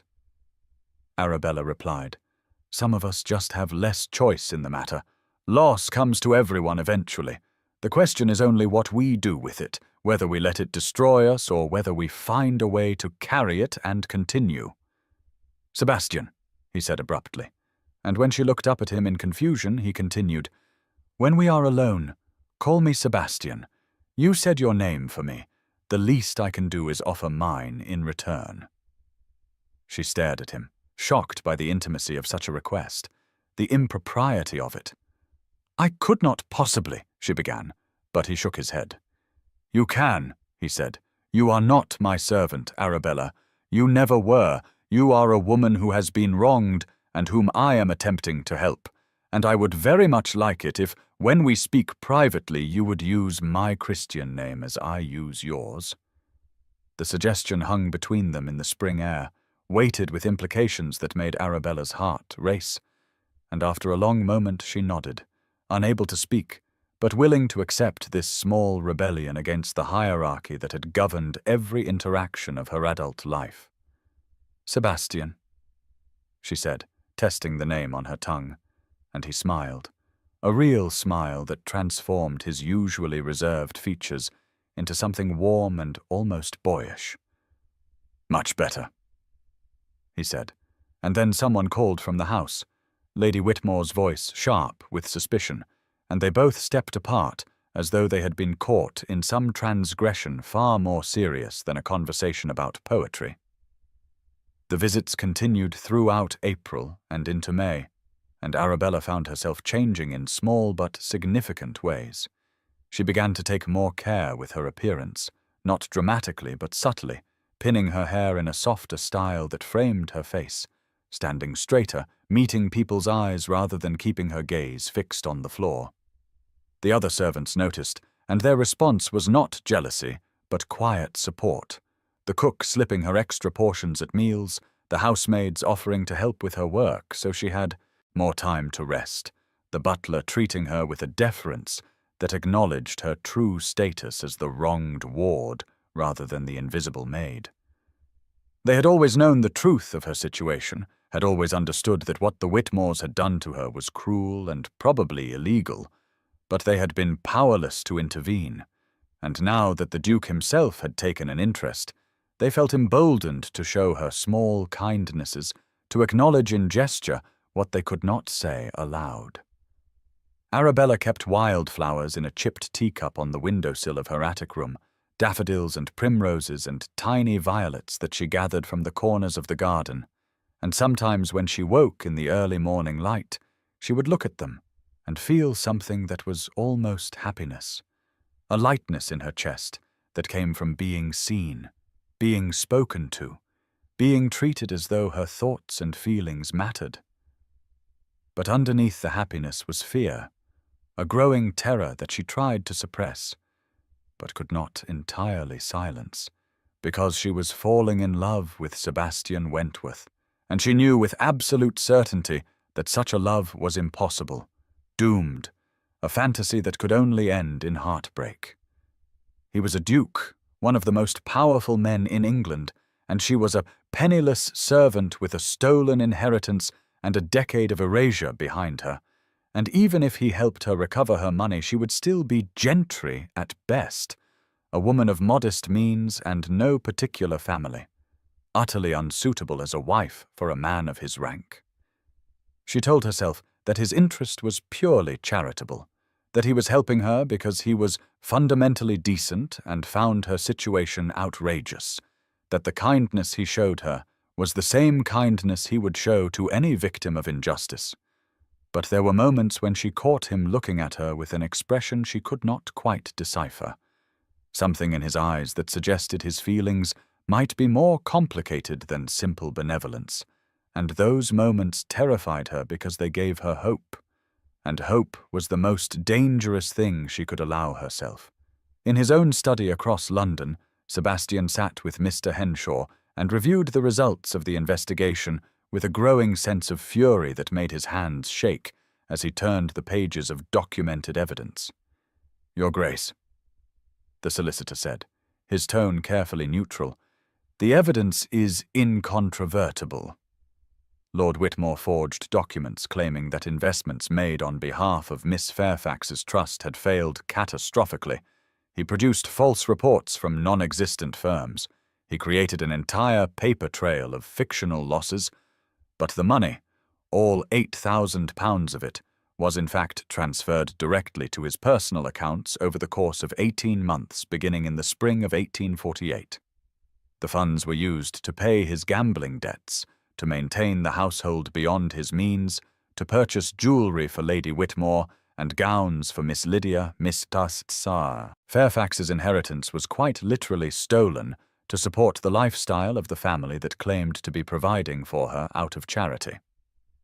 Sebastian felt sick with rage, his usual careful control slipping as he absorbed the full extent of the Whitmores' theft and deception.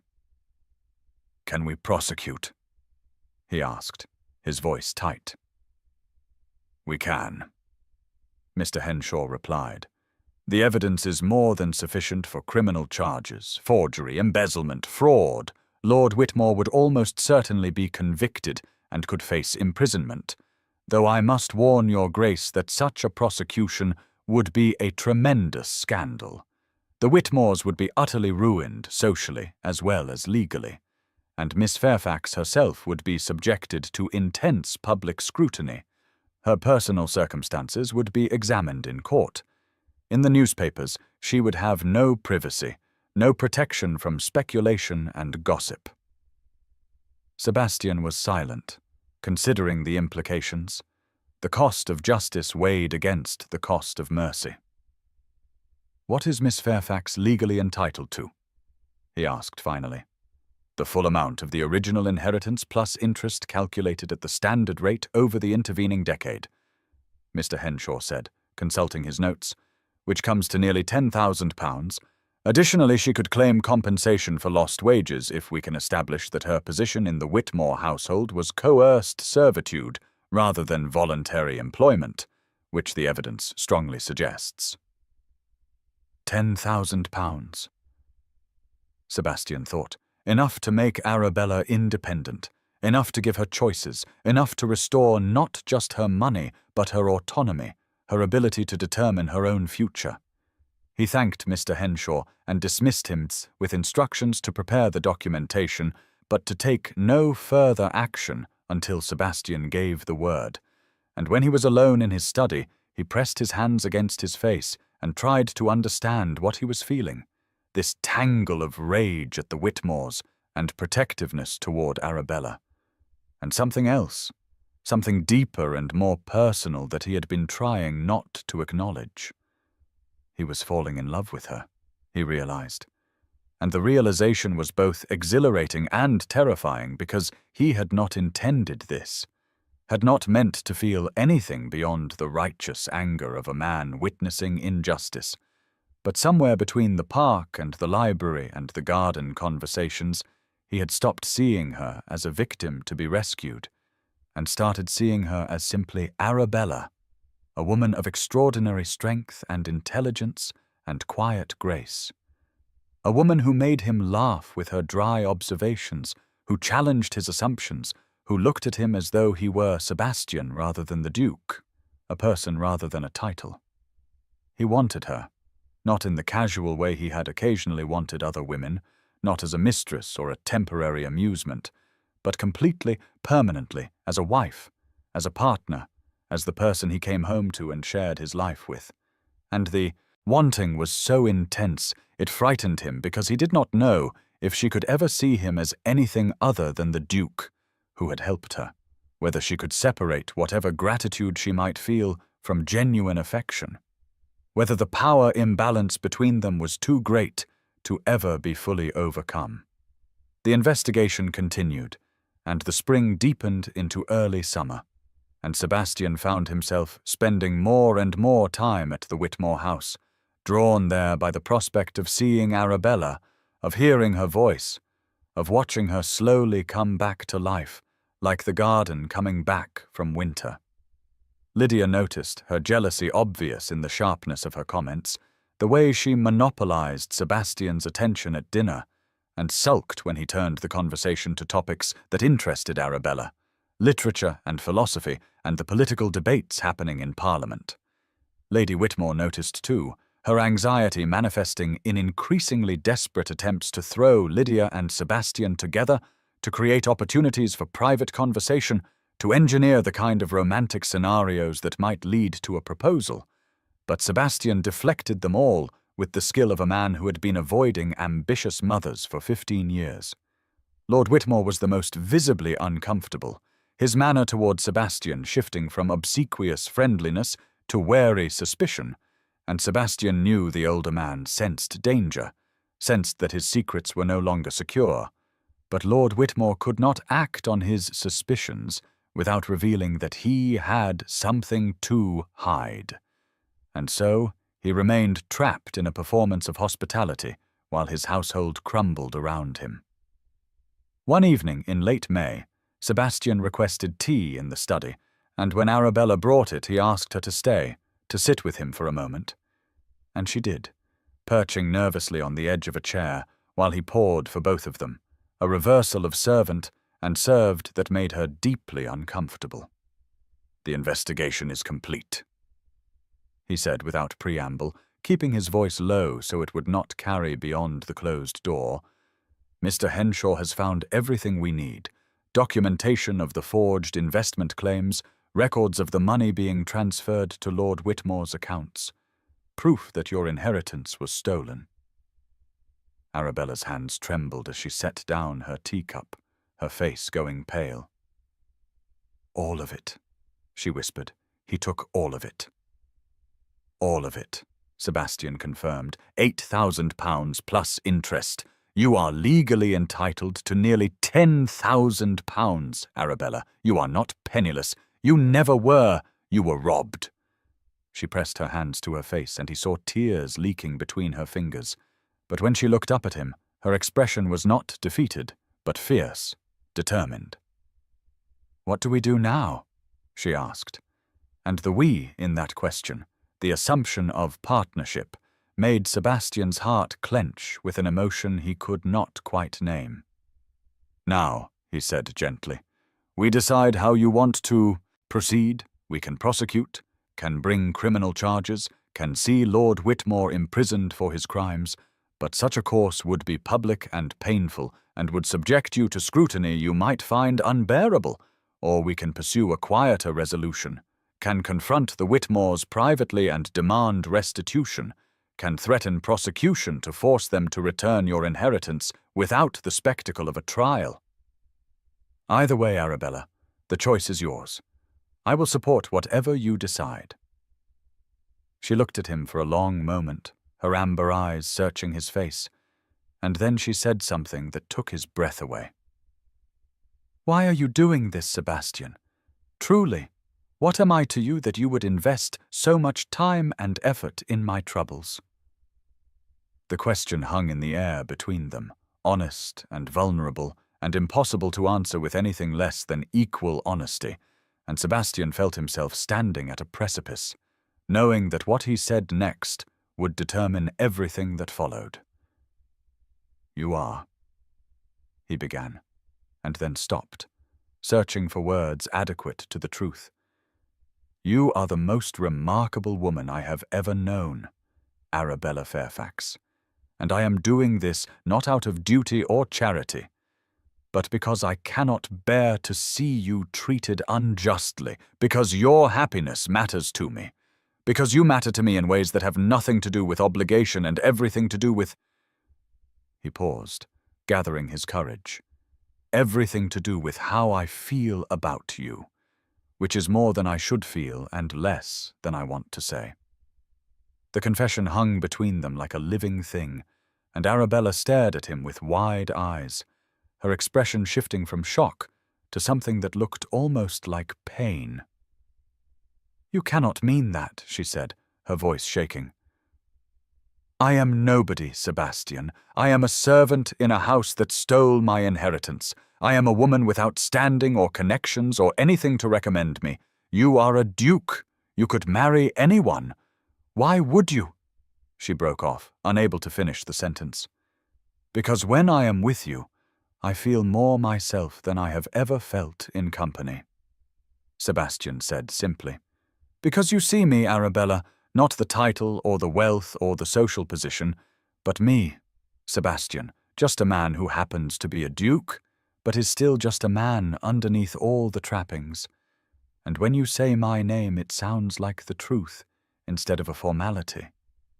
Arabella was crying again, silent tears streaming down her face, and Sebastian wanted to go to her, to take her in his arms, but he forced himself to remain where he was, to give her space to feel whatever she was feeling, without the pressure of his physical presence. "I am afraid," she whispered, "afraid that this is not real, that I am misunderstanding, that you will realize what a mistake it would be to bind yourself to someone like me, and I will be left more alone than I was before, because I will have let myself hope." "Then let me be clear," Sebastian said, his voice steady and sure. "I am not offering you charity, Arabella. I am offering you my heart. I am in love with you, and whatever happens with the inheritance, whatever you decide about the Whitmores, whatever path you choose for your future, I want to walk it with you if you will have me, not as your benefactor, but as your partner, your equal, your choice freely made." The words settled into the quiet study like a benediction, and Arabella looked at him with an expression of such wonder and terror and tentative joy that Sebastian felt his own eyes prickling with tears he refused to shed. And in that moment, everything hung in balance, the future waiting to be determined by what she said next. The meeting was scheduled for 2 o'clock on a Wednesday afternoon in early June, and Sebastian arrived at the Whitmore townhouse with Mr. Henshaw and a leather portfolio containing enough documented evidence to destroy the family's reputation and possibly send Lord Whitmore to prison. And as he climbed the steps to the front door, he felt a cold fury settle over him like armor, the kind of ducal authority he rarely deployed, but which came naturally when justice demanded it. The butler showed them into the drawing-room, where Lord and Lady Whitmore waited with expressions that attempted nonchalance, but could not quite conceal their anxiety, and Lydia hovered near the window looking pale and frightened, sensing that something significant was about to occur, though she did not yet understand what. Sebastian did not sit when invited, did not accept the offer of refreshment, did not engage in any of the social pleasantries that usually preceded business. Instead, he stood in the center of the room with Mr. Henshaw beside him and said in a voice that permitted no argument, "Please send for Miss Arabella Fairfax. Her presence is required for this discussion." Lady Whitmore's face went white and then red, her mouth opening and closing soundlessly. And Lord Whitmore blustered, "I fail to see why a servant should be present for a private meeting, Your Grace. Surely whatever business you have with us can be conducted without." But Sebastian cut him off with a look of such cold disdain that the older man fell silent mid-sentence. "Miss Fairfax is not your servant," Sebastian said, each word precise and sharp as a blade. "She is the wronged party in a matter of theft and fraud that I am here to address, and she will be present to hear what I have to say and to make her own decisions about how to proceed. Now send for her immediately, or I will go find her myself." The threat hung in the air, and after a moment of frozen silence, Lord Whitmore gestured sharply to the butler, who departed, and returned moments later with Arabella, her face carefully blank, but her hands trembling slightly at her sides. She entered the drawing-room and stopped just inside the door, and Sebastian saw her taking in the scene, the Whitmores seated on the sofa looking like defendants at a trial, Mr. Henshaw with his portfolio of documents, Sebastian himself standing in a position of authority, and he saw the moment she understood that this was it, the confrontation they had discussed, the reckoning that would determine her future. "Please come in, Arabella," Sebastian said gently, using her Christian name deliberately to establish her status as a person rather than a servant. "And come stand here beside me. You should hear everything that is said." She crossed the room slowly, her worn grey dress incongruous in the elegant drawing-room, and she took her position at Sebastian's side, and he felt rather than saw her draw herself up straighter, felt her gathering her courage like a cloak around her shoulders. "Lord Whitmore," Sebastian began, his voice cold and formal, "I have here documentation proving that you embezzled £8,000 from Miss Arabella Fairfax's trust fund over the course of 1848 to 1849. You forged investment reports. You created false claims of catastrophic losses. You transferred her entire inheritance to your personal accounts and used those funds to pay gambling debts, to maintain a household beyond your means, to purchase luxuries for your family. You then coerced Miss Fairfax, who was 18 years old, orphaned and dependent on your goodwill, into accepting a position as a servant in your household under the pretense that her money had been lost through legitimate investment failures. You have for 10 years benefited from her unpaid labor while allowing her to believe she had no other options, no other recourse, that she should be grateful for your charity when in fact you were the one who had stolen her ability to be independent." The words fell into the drawing-room like stones into still water, sending ripples of shock and horror across the faces of everyone present except Mr. Henshaw, who had heard it all before, and Arabella, who had lived it. Lord Whitmore surged to his feet, his face purple with rage or perhaps fear. "This is outrageous!" he shouted. "Who do you think you are, coming into my home and making these vile accusations? I would never! My investments on behalf of Miss Fairfax were made in good faith, and if they failed, that is the nature of investment, not fraud. You have no right to." But Sebastian's voice cut across his blustering with the authority of centuries of aristocratic power. "I am the Duke of Ashford," he said, and each word was cold as winter. "And I am a magistrate. I have both the social standing and the legal authority to bring these charges. You will address me with the respect my position demands, and you will answer for your crimes. The evidence is incontrovertible. Mr. Henshaw has documentation of every fraudulent transaction, copies of the forged investment reports, records of the transfers to your accounts, testimony from bank officials and clerks.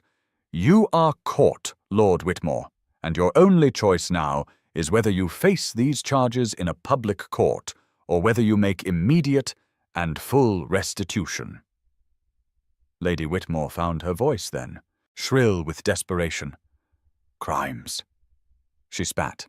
"That girl has been clothed and fed for 10 years, housed and provided for. If there was any misunderstanding about investments, that is hardly grounds for such dramatic accusations. She has obviously been filling your Grace's head with lies, manipulating your sympathy with tales of mistreatment, when the truth is we have been more than generous to an orphan who had nowhere else to go." Arabella spoke then, her voice quiet but steady, and Sebastian felt a surge of pride at her composure. "As a servant," she said, "earning wages you never paid, living in an attic room barely large enough for a bed, forbidden to speak my own name, forbidden to read the books in your library, forbidden to exist as anything other than an invisible pair of hands to lace your corsets and fetch your shawls. You clothed me in rags and fed me on scraps, and called it charity, while you spent my inheritance on jewels and gowns and gambling debts. Do not speak to me of generosity when you stole everything my parents worked to provide for me." The colour drained from Lady Whitmore's face and then flooded back as fury overcame caution. "You ungrateful whore," she hissed.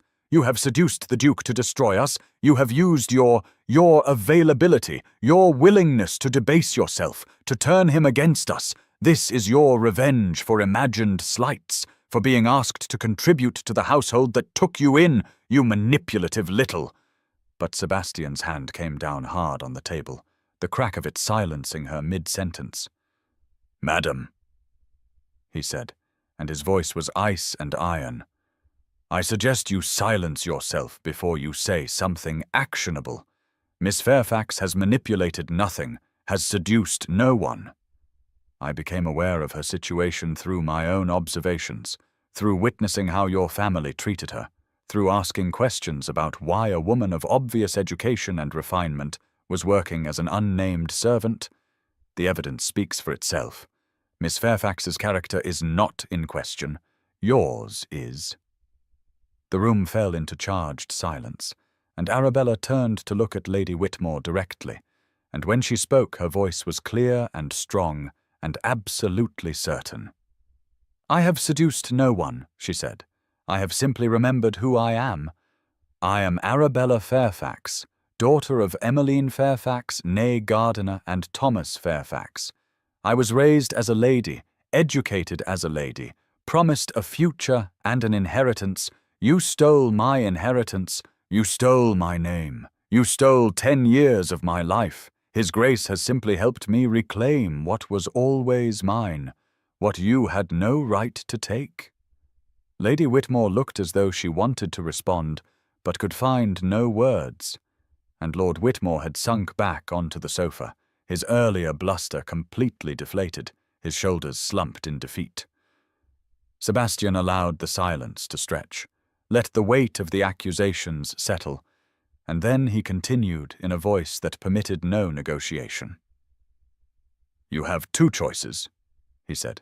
"You will restore Miss Fairfax's inheritance in full, the original £8,000 plus interest calculated over 10 years, which brings the total to nearly £10,000. Additionally, you will provide compensation for 10 years of unpaid wages, not as a servant, but as a companion, which was her proper status. Mr. Henshaw has calculated that amount at an additional £2,000. You will transfer these funds to Miss Fairfax within 1 week, and you will provide her with a formal letter acknowledging the debt and its payment. Or," and here his voice dropped even lower, even colder, "I will bring criminal charges of fraud, forgery, and embezzlement.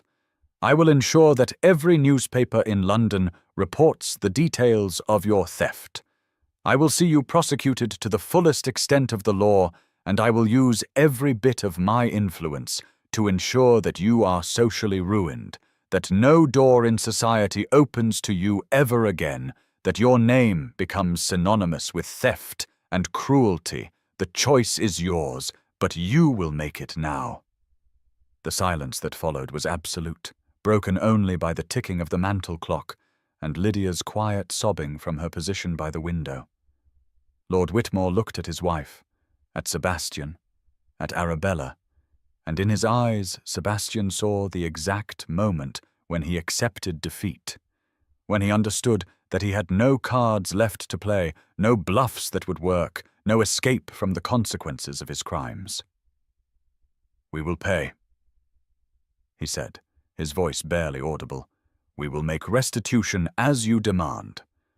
Sebastian nodded once, sharp and final. "You will," he agreed, "and you will do so without complaint or delay. Mr. Henshaw will provide you with the documentation outlining exactly what is owed and where it is to be transferred. You will sign an acknowledgement of the debt, and if you fail to meet any part of these terms, I will immediately file criminal charges. Am I understood?" "Yes," Lord Whitmore whispered. "Yes, Your Grace. Understood."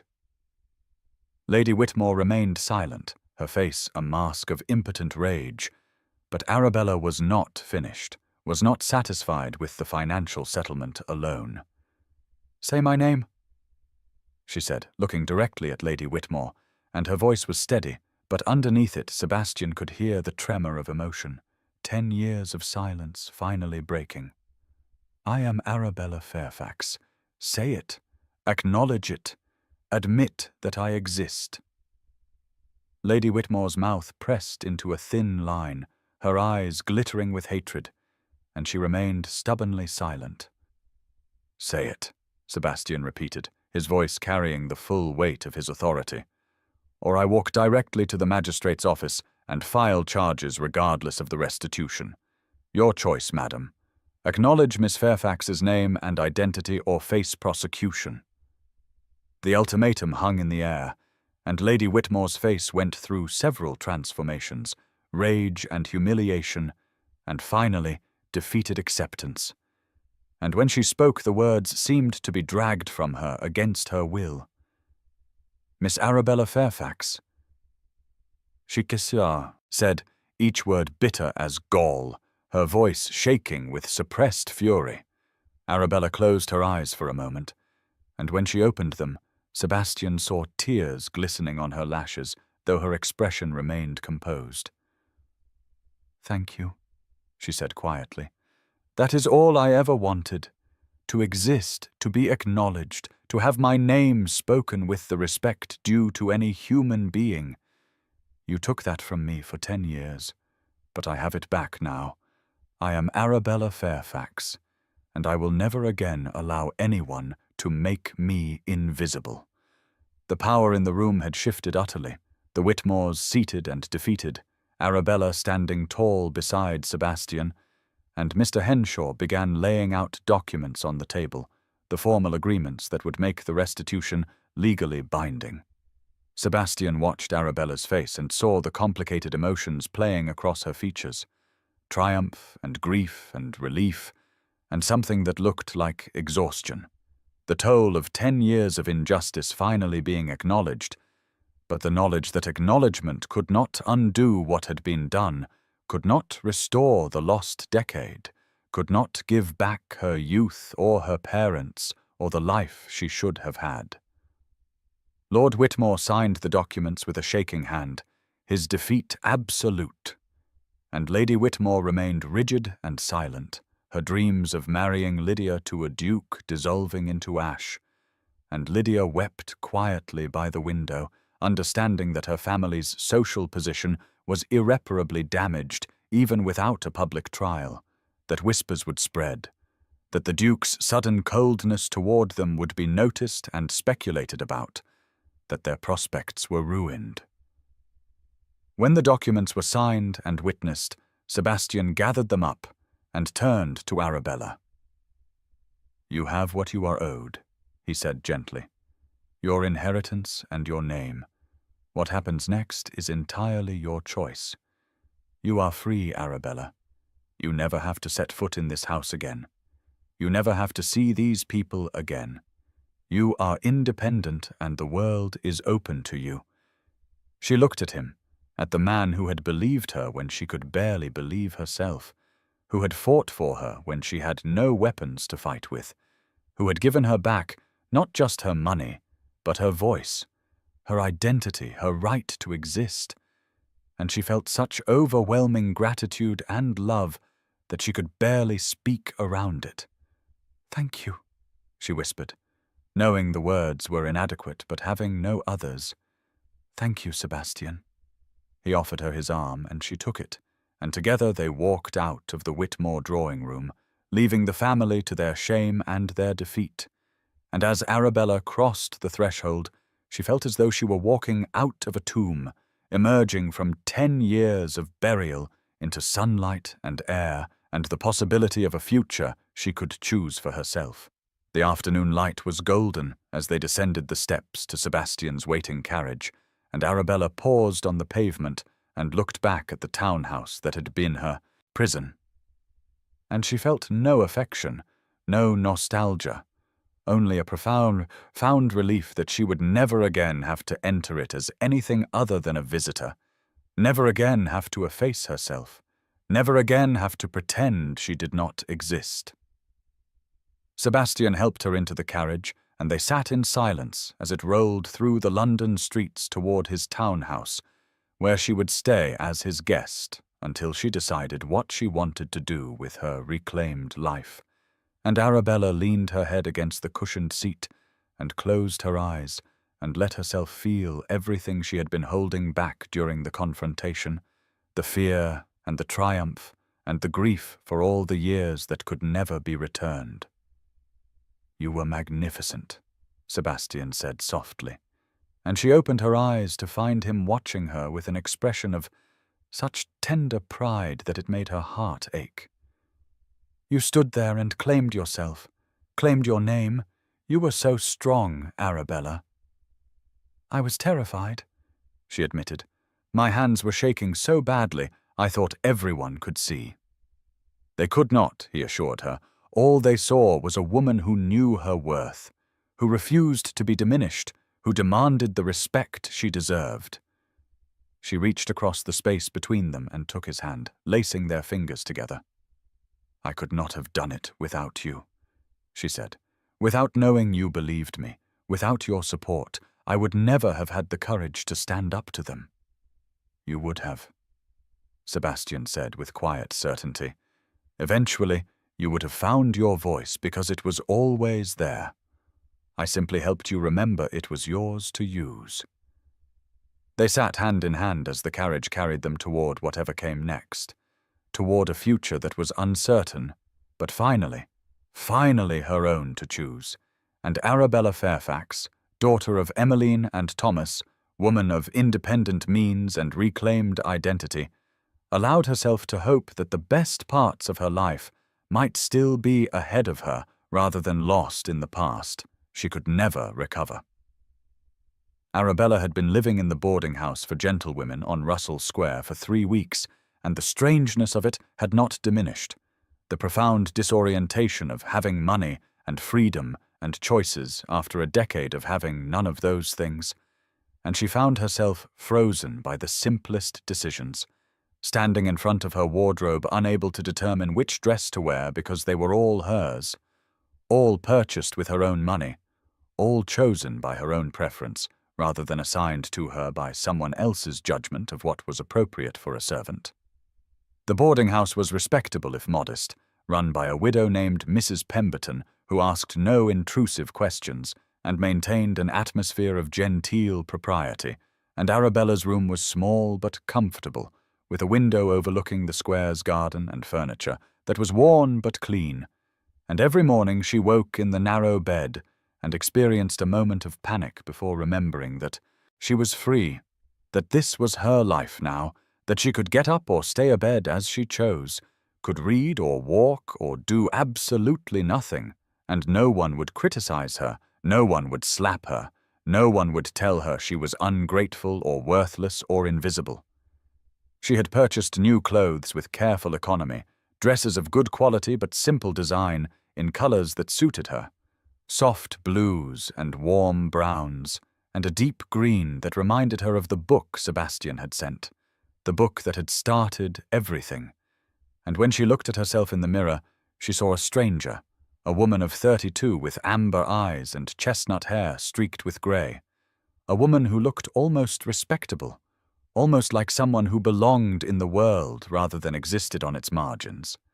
She had begun the delicate process of reclaiming her place in society, such as it was, visiting old family friends who had known her parents and had wondered what became of Emmeline Fairfax's daughter, and their reactions had been mixed, some welcoming her with tears and embraces, others awkward and uncertain, not quite sure how to treat a woman who had disappeared into servitude and now re-emerged with money, but no chaperone, no family, no clear position in the social hierarchy. She was gentry, yes, a woman of independent means now, but she was also 32 and unmarried. And carrying the taint of scandal, whispers had begun to circulate about the Whitmore household, about money misappropriated and a ward mistreated, and though no names were mentioned directly, everyone seemed to know that Arabella Fairfax was somehow at the centre of it, and that the Duke of Ashford had involved himself in her affairs in a way that raised eyebrows and spawned speculation. Sebastian called on her regularly, arriving in his ducal carriage with flowers and invitations to the theatre, to gallery exhibitions, to afternoon drives in Hyde Park, and each visit left Arabella more unsettled than the last, because she could not reconcile the reality of his continued attention with her certainty that such attention must eventually end, that he would realize what a mistake it would be to bind himself to someone like her, and would withdraw with polite excuses, leaving her more devastated than if he had never shown interest at all.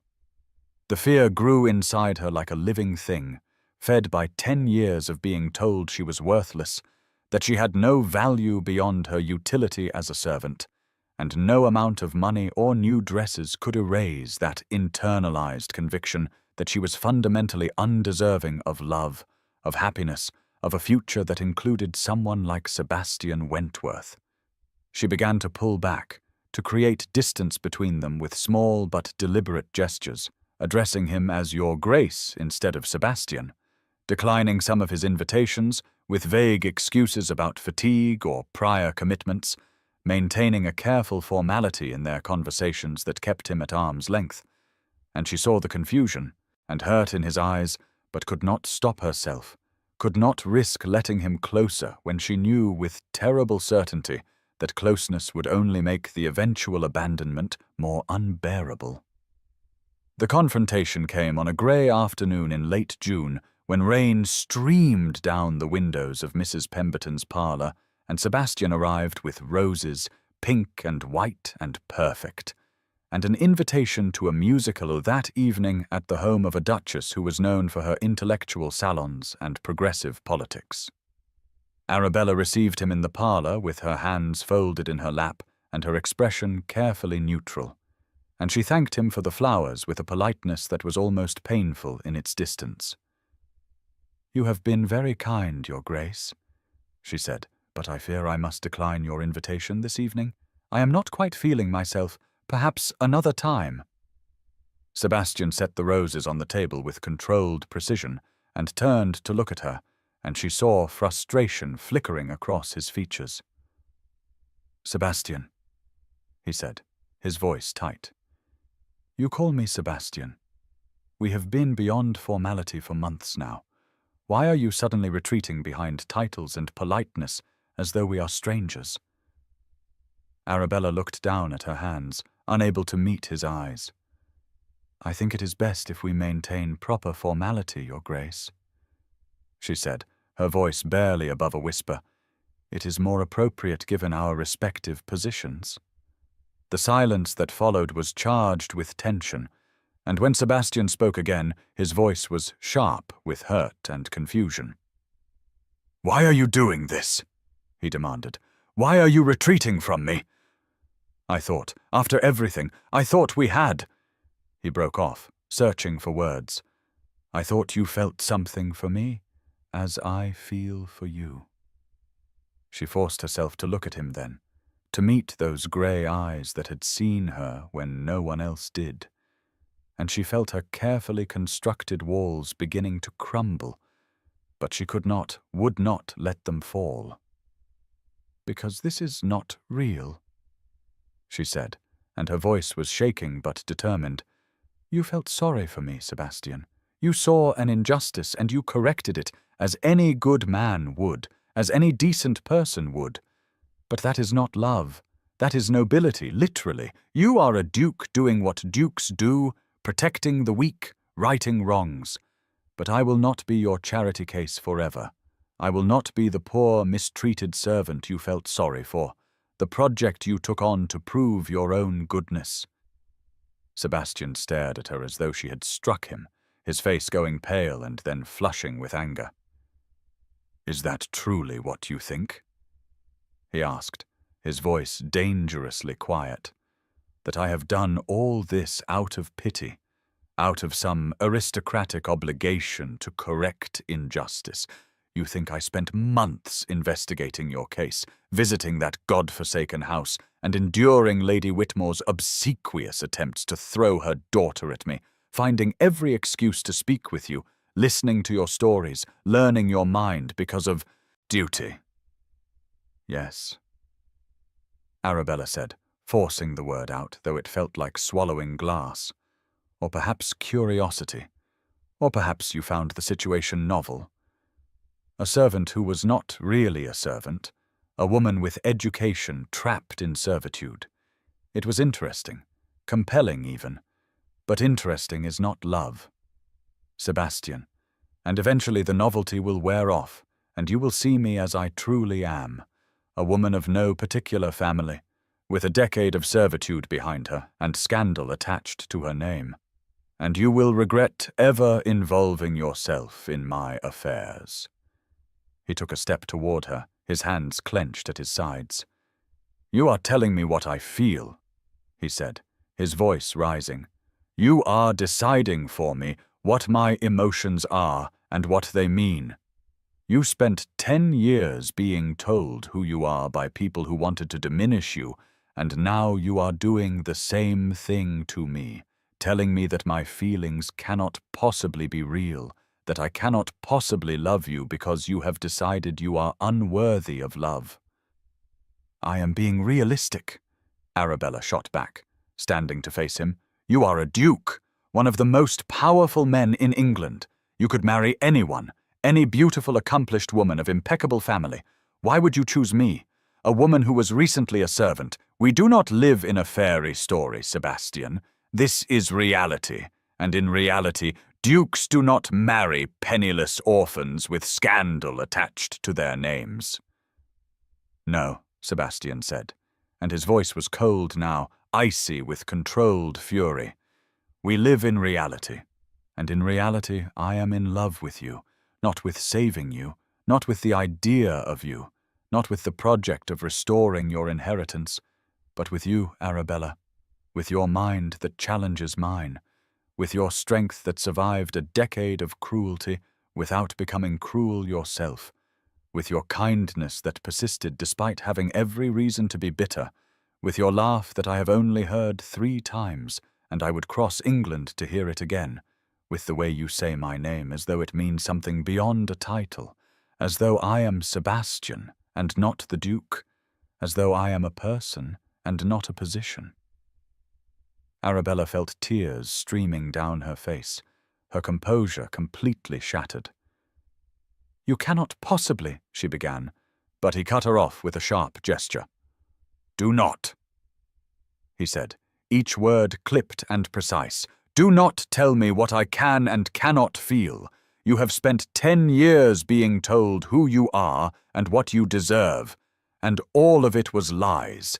Do not compound that injustice by telling me that my love for you is somehow false or misguided or the product of pity. I know my own heart, Arabella, and I am offering it to you freely, not as a duke to a rescued servant, but as a man to a woman he loves. And if you cannot accept that, if you cannot believe that you are worthy of being loved for yourself rather than pitied for your circumstances, then that is your choice. But do not make it mine. Do not decide for me that I am incapable of genuine feeling." The words hung in the air between them, brutal in their honesty, and Arabella stood trembling with her hands pressed to her face, unable to speak, unable to process the enormity of what he was saying, because accepting it would mean accepting that she was worthy, that she deserved love, that the decade of being told she was nothing had been a lie, and the terror of believing that, of letting herself hope, was almost more than she could bear. "I cannot," she whispered. "I cannot let myself believe this, Sebastian, because if I do, if I let myself love you and trust you and believe that this is real, and then you realize your mistake and leave, I will not survive it. I barely survived the last 10 years. I cannot risk shattering again." His expression softened slightly, the anger giving way to something that looked like pain. "So you would rather push me away now, preemptively, spare yourself potential future hurt by ensuring present loneliness? That is not protection, Arabella. That is cowardice, and I did not think you a coward." The accusation stung because it was true, and Arabella felt a fresh wave of tears, hot and bitter. "Perhaps I am a coward," she said. "Perhaps 10 years of servitude made me one. Perhaps I have learned that hoping for happiness only leads to disappointment. Perhaps I would rather be alone and safe than loved and vulnerable." "Then you have made your choice," Sebastian said quietly, and the resignation in his voice was worse than his anger had been. "I cannot force you to believe in my love, cannot compel you to think yourself worthy of it. I can only offer it and hope you have the courage to accept it. But if you do not, if you choose fear over possibility, then I will respect your decision and remove myself from your life. I will not continue to call on you if my presence causes you distress. I will not subject either of us to this painful dance of advance and retreat." He turned toward the door, and Arabella felt panic rising in her chest, a desperate urge to call him back, to tell him she was sorry, that she did love him, that she was terrified but willing to try. But the words stuck in her throat, trapped behind 10 years of silence and shame, and she watched him walk to the door with her heart breaking and her mouth unable to form the sounds that might stop him. At the threshold he paused and looked back at her, and his expression was devastated, the careful ducal mask completely gone, and she saw naked pain in his eyes. "I love you, Arabella Fairfax," he said. "I love you not because you were mistreated, and I felt sorry for you, but because you are brilliant and strong and kind and real. I love the way you think and speak and see the world. I love who you are now and who you might become if you allowed yourself the freedom to grow beyond the trauma of your past. But I cannot love you into believing you are worthy. That is something you have to choose for yourself. And until you do, there is nothing more I can do." He left, the door closing behind him with a soft click. That sounded like finality, and Arabella sank back into her chair and wept, great racking sobs that shook her entire body, grieving not for what she had lost because she had never truly had him, but for what she had rejected, what she had pushed away out of fear, what she might have had if only she could believe she deserved it. The roses he had brought sat on the table, perfect and beautiful, and already beginning to wilt in the stuffy parlor air, and she looked at them through her tears and felt the full weight of her self-sabotage, the way she had engineered this rejection to prove to herself that she was right, that no one could truly love her, that she was fundamentally unworthy. Outside, the rain continued to fall, grey and relentless, and the room felt unbearably empty, and Arabella sat alone with her tears and her regrets, and the terrible knowledge that she had wounded not just herself, but him, had repaid his love with suspicion and his devotion with dismissal, had told him that his feelings were not real, when the truth was she could not bear to believe they might be. Mrs. Pemberton appeared in the doorway, her expression concerned, and asked quietly if Miss Fairfax required anything, tea perhaps, or a cool cloth for her head, and Arabella shook her head mutely, unable to explain that what she required was courage, faith, the ability to believe that she was more than the sum of her wounds, more than a decade of erasure, more than a servant who had forgotten her name. The older woman withdrew tactfully, leaving Arabella alone with her grief, and as the afternoon darkened into evening, and the rain turned the windows into rivers of grey, Arabella Fairfax sat in the respectable boarding-house parlour with her new dresses and her restored inheritance and her reclaimed name, and felt more alone than she had in the Whitmore attic, because then at least she had not known what she was missing, had not tasted the possibility of love, and then thrown it away with both hands out of fear that it could not possibly be real. The flowers wilted further, their petals browning at the edges, and Arabella watched them die and thought that she had done this, had killed the possibility of happiness because she could not believe she deserved to be happy, and the knowledge of it was almost more than she could bear. But she bore it anyway because bearing unbearable things was what she had learned to do, even if what she was bearing now was entirely of her own making, the consequence of her own fear and self-doubt, and the internalized conviction that no one could love Arabella Fairfax because Arabella Fairfax was not worth loving, a lie she had believed for so long that it had become her truth, and breaking free of it felt impossible, felt like asking her to become someone entirely new, and she did not know if she had the strength for that kind of transformation, did not know if she could choose courage over safety, hope over certainty, love over the familiar comfort of loneliness. 2 weeks passed in a fog of misery, and Arabella moved through her days at the boarding-house like a woman sleepwalking, going through the motions of living without any real engagement with life itself, and she told herself repeatedly that she had done the right thing, that pushing Sebastian away had been self-preservation rather than self-sabotage.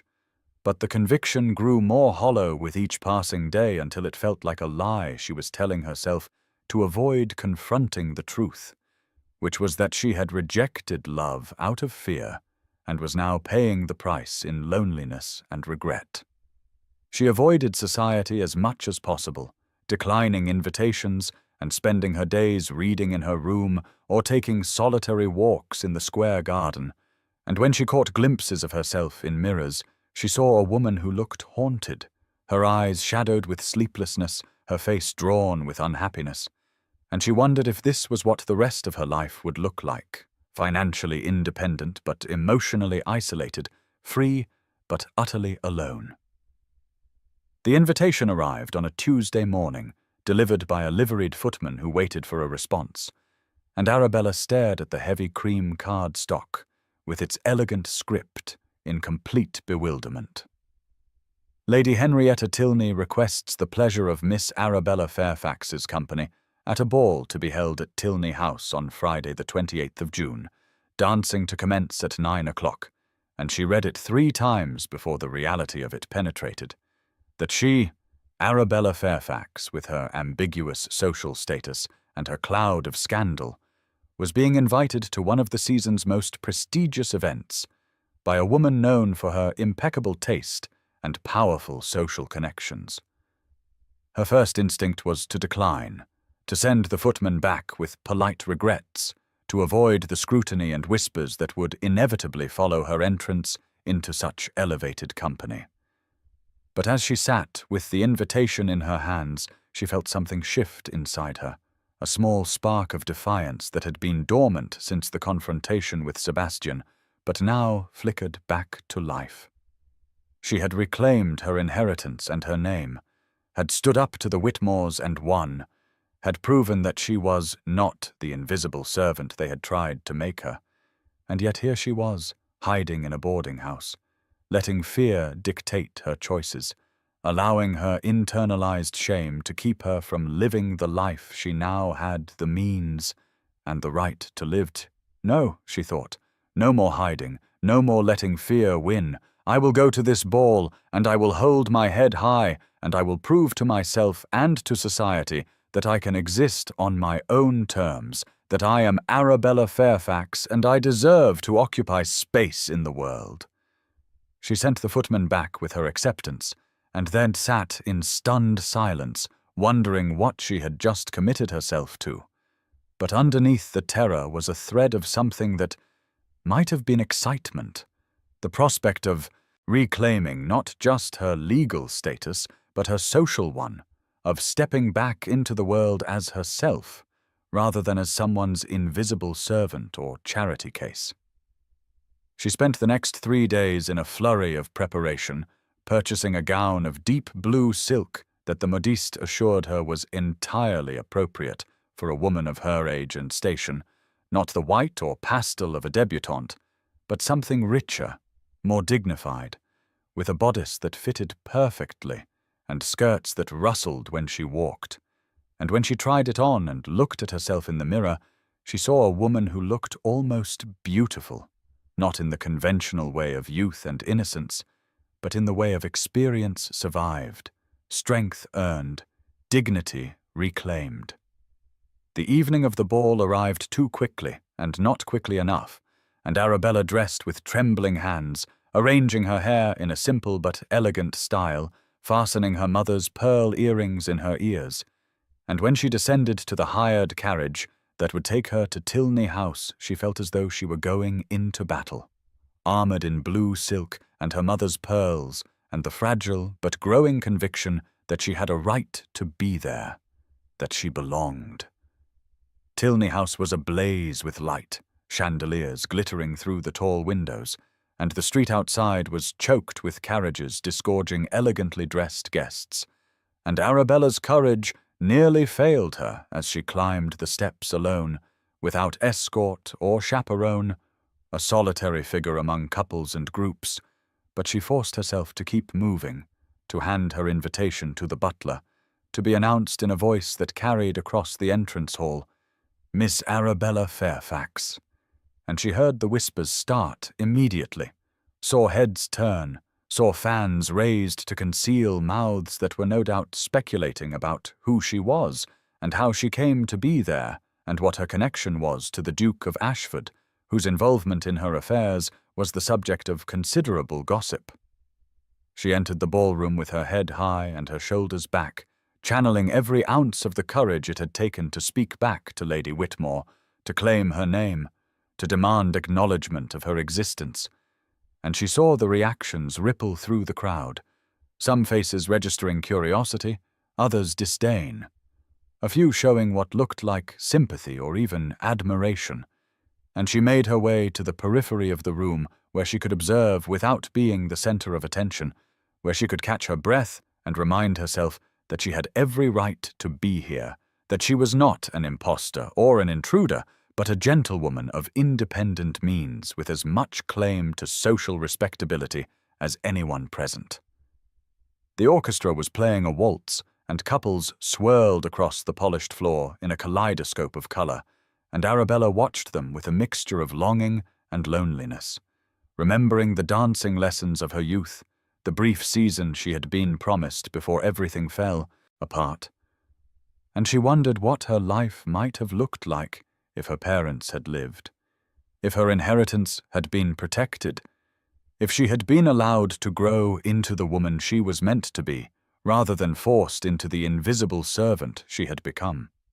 She was so absorbed in her thoughts that she did not notice the change in the atmosphere of the room, the way conversations paused and heads turned toward the entrance. And when she looked up to see what had caused the shift, she felt her breath stop in her chest, because Sebastian Wentworth, Duke of Ashford, had just entered the ballroom, and he was scanning the crowd with an intensity that suggested he was looking for someone specific. Their eyes met across the expanse of the ballroom, across the swirling dancers and the clusters of gossiping guests, and Arabella saw the exact moment when he found what he was looking for, when his searching gaze locked onto hers, and the world seemed to contract until there was nothing but the two of them, everything else fading into insignificance, the music and the lights, and the hundreds of people all dissolving into background noise. He moved toward her with single-minded purpose, cutting directly across the ballroom floor without acknowledging anyone who tried to catch his attention, ignoring the greetings called out to him, ignoring Lady Henrietta Tilney herself, who raised a hand to hail him, and Arabella stood frozen as he approached, her heart pounding so hard she thought everyone must be able to hear it, and when he reached her he stopped and bowed with perfect formality and said in a voice that was not quite steady, "Miss Fairfax, would you do me the honor of this dance?" She nodded, unable to speak, and placed her hand in his, and he led her onto the floor as the orchestra began a new waltz, and as his arm came around her waist, and they began to move together, she felt tears prickling her eyes because this was what she had thrown away, this feeling of rightness, of coming home, of being seen and known and valued. "I have been miserable without you," Sebastian said quietly, his grey eyes searching her face. "Absolutely miserable, Arabella. These 2 weeks have been the longest of my life." "Sebastian," she began, but he shook his head gently.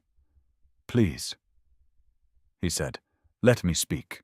I need to say this, and I need witnesses so you will believe me.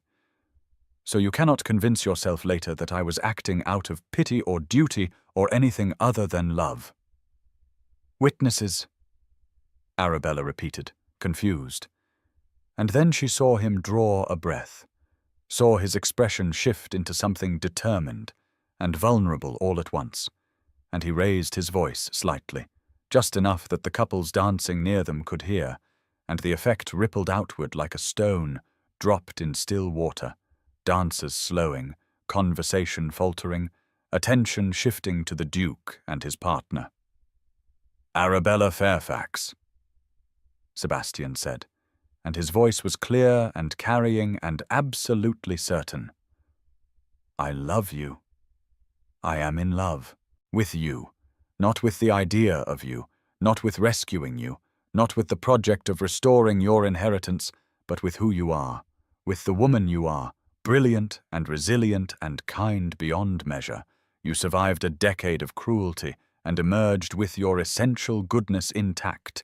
You could have become bitter, and you chose kindness. You could have remained silent, and you found your voice. You could have accepted invisibility, and you demanded to be seen."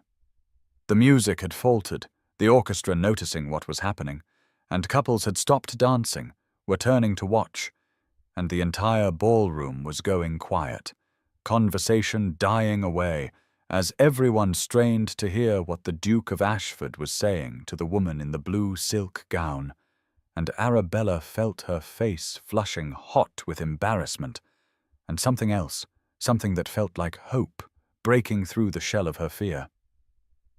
"Sebastian," she whispered, "everyone is listening, everyone is watching." "Good," he said, his voice firm. "Let them hear. Let them watch. I want no doubts, no whispers that this is anything less than a love match. I want everyone to know that I am here by choice, that I love you by choice, that I am asking you to marry me, not because I feel sorry for you, but because I cannot imagine spending the rest of my life with anyone else." The ballroom was utterly silent now.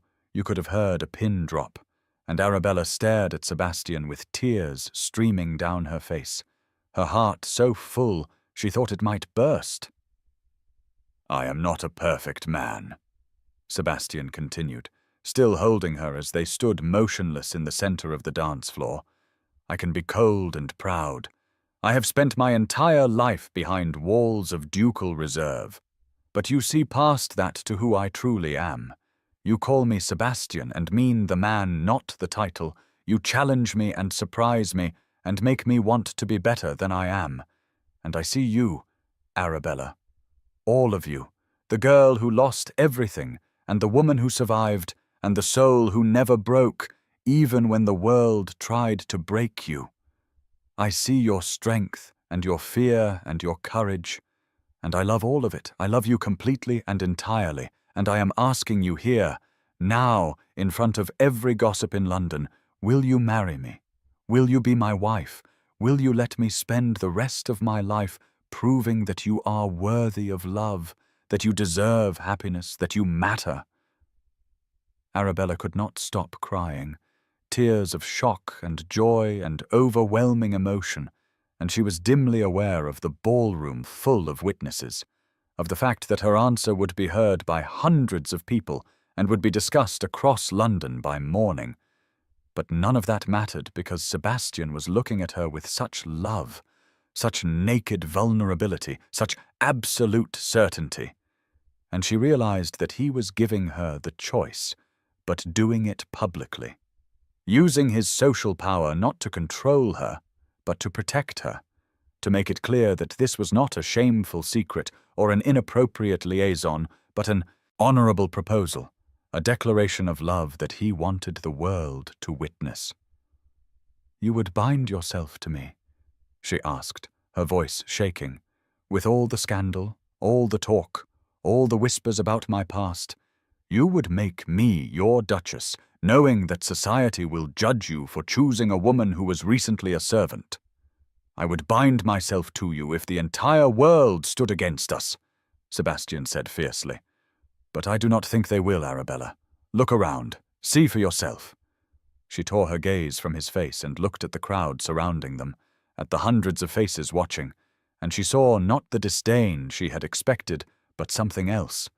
Saw women dabbing at their eyes with handkerchiefs, saw men smiling, saw even the most notorious gossips looking touched by the romance of it, the Duke declaring his love so publicly, so vulnerably, asking a woman of no particular status to be his wife, not despite her circumstances, but because of who she was. And she realized that Sebastian had been right, that society loved a love story, that his public declaration had transformed her from a scandalous figure into a romantic heroine, the woman who had captured the heart of one of England's most eligible bachelors. "Yes?" Arabella said, and her voice broke, but she forced herself to speak louder, to make sure he heard, to make sure everyone heard. "Yes, God help me, yes, I love you, Sebastian. I think I have loved you since you first asked my name, since you looked at me in the park and saw a person rather than a servant, since you knelt in the dirt to retrieve my fallen shawl, since you said Arabella as though it were a prayer. I love you and I am terrified, but I choose courage, I choose hope, I choose you." The ballroom erupted in applause, spontaneous and thunderous, and the orchestra began playing again, a triumphant waltz, and Sebastian pulled her closer and they resumed dancing, moving together as the other couples joined them on the floor, and Arabella felt as though she were floating, as though the last 2 weeks of misery had been a nightmare, and this was waking up. This was reality. This was the future she had not dared to believe she deserved. "I was so afraid," she whispered against his shoulder, "so convinced that you could not possibly love me, that I was not worthy." "You are worthy," Sebastian said firmly. "You have always been worthy, Arabella. The Whitmores tried to convince you otherwise, but they were wrong. You are extraordinary. You are brave and brilliant and beautiful, and I am the luckiest man in England that you have agreed to marry me." She laughed then, a real laugh, perhaps the 4th time he had heard it, and the sound of it made him smile so broadly that she saw several nearby dancers exchange knowing looks and whispered comments. "We are going to be talked about for weeks," Arabella said. "This will be the scandal of the season." "Let them talk," Sebastian replied. "Let them say that the Duke of Ashford fell desperately in love with a woman of remarkable character and had the good sense to propose before someone else snapped her up. Let them say that he made a spectacle of himself, declaring his feelings in front of half of London. I do not care what they say as long as you are mine." "I am yours," Arabella said, and saying the words aloud felt like another resurrection, another claiming of self. "I am yours, Sebastian, and you are mine, and we will face whatever comes together." "Together," he agreed, and he said her name then, just her name, Arabella, with such tenderness that it made her heart ache in the best possible way. And she understood finally that this was real, that he loved her not because he felt sorry for her, but because of who she was, that she was worthy of being loved not despite her past, but as a complete person who included her past, her survival, her strength, all of it. The waltz ended, and the applause began again, guests congratulating them, Lady Henrietta Tilney sweeping over with tears in her eyes to embrace Arabella and welcome her to the family, as it were, saying that she had suspected something of the sort when the Duke had asked her to ensure Miss Fairfax received an invitation, that she was delighted to have hosted such a romantic proposal, that it would be the highlight of the season. Arabella accepted the congratulations and the embraces with a sense of unreality, still not quite able to believe that she, who had been invisible for 10 years, was now the centre of attention at one of London's most prestigious balls, engaged to a duke, accepted by society not with tolerance but with enthusiasm. And through it all, Sebastian remained at her side, his hand at the small of her back, his presence a steady anchor, and every time she looked at him, he was looking at her with such love that she felt her remaining doubts dissolving like morning mist in sunlight.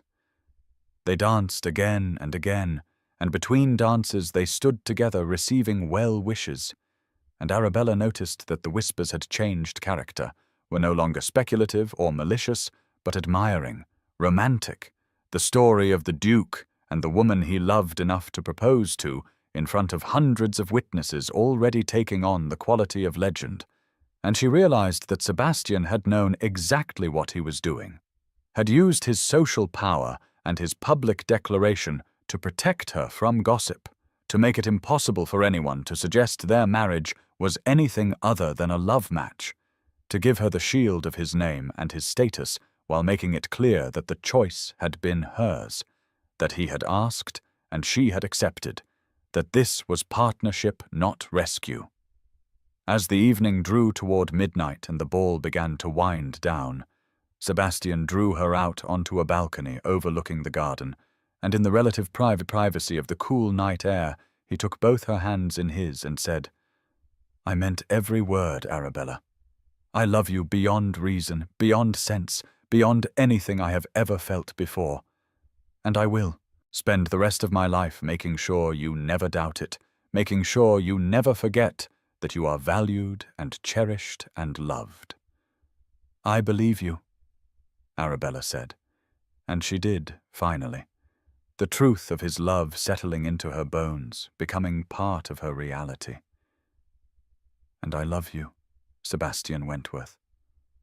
I love you for seeing me when I was invisible, for speaking my name when I had forgotten it, for helping me reclaim not just my inheritance, but myself, for loving me not as a project or a charity case, but as a partner, as an equal, as a woman who is worthy of love."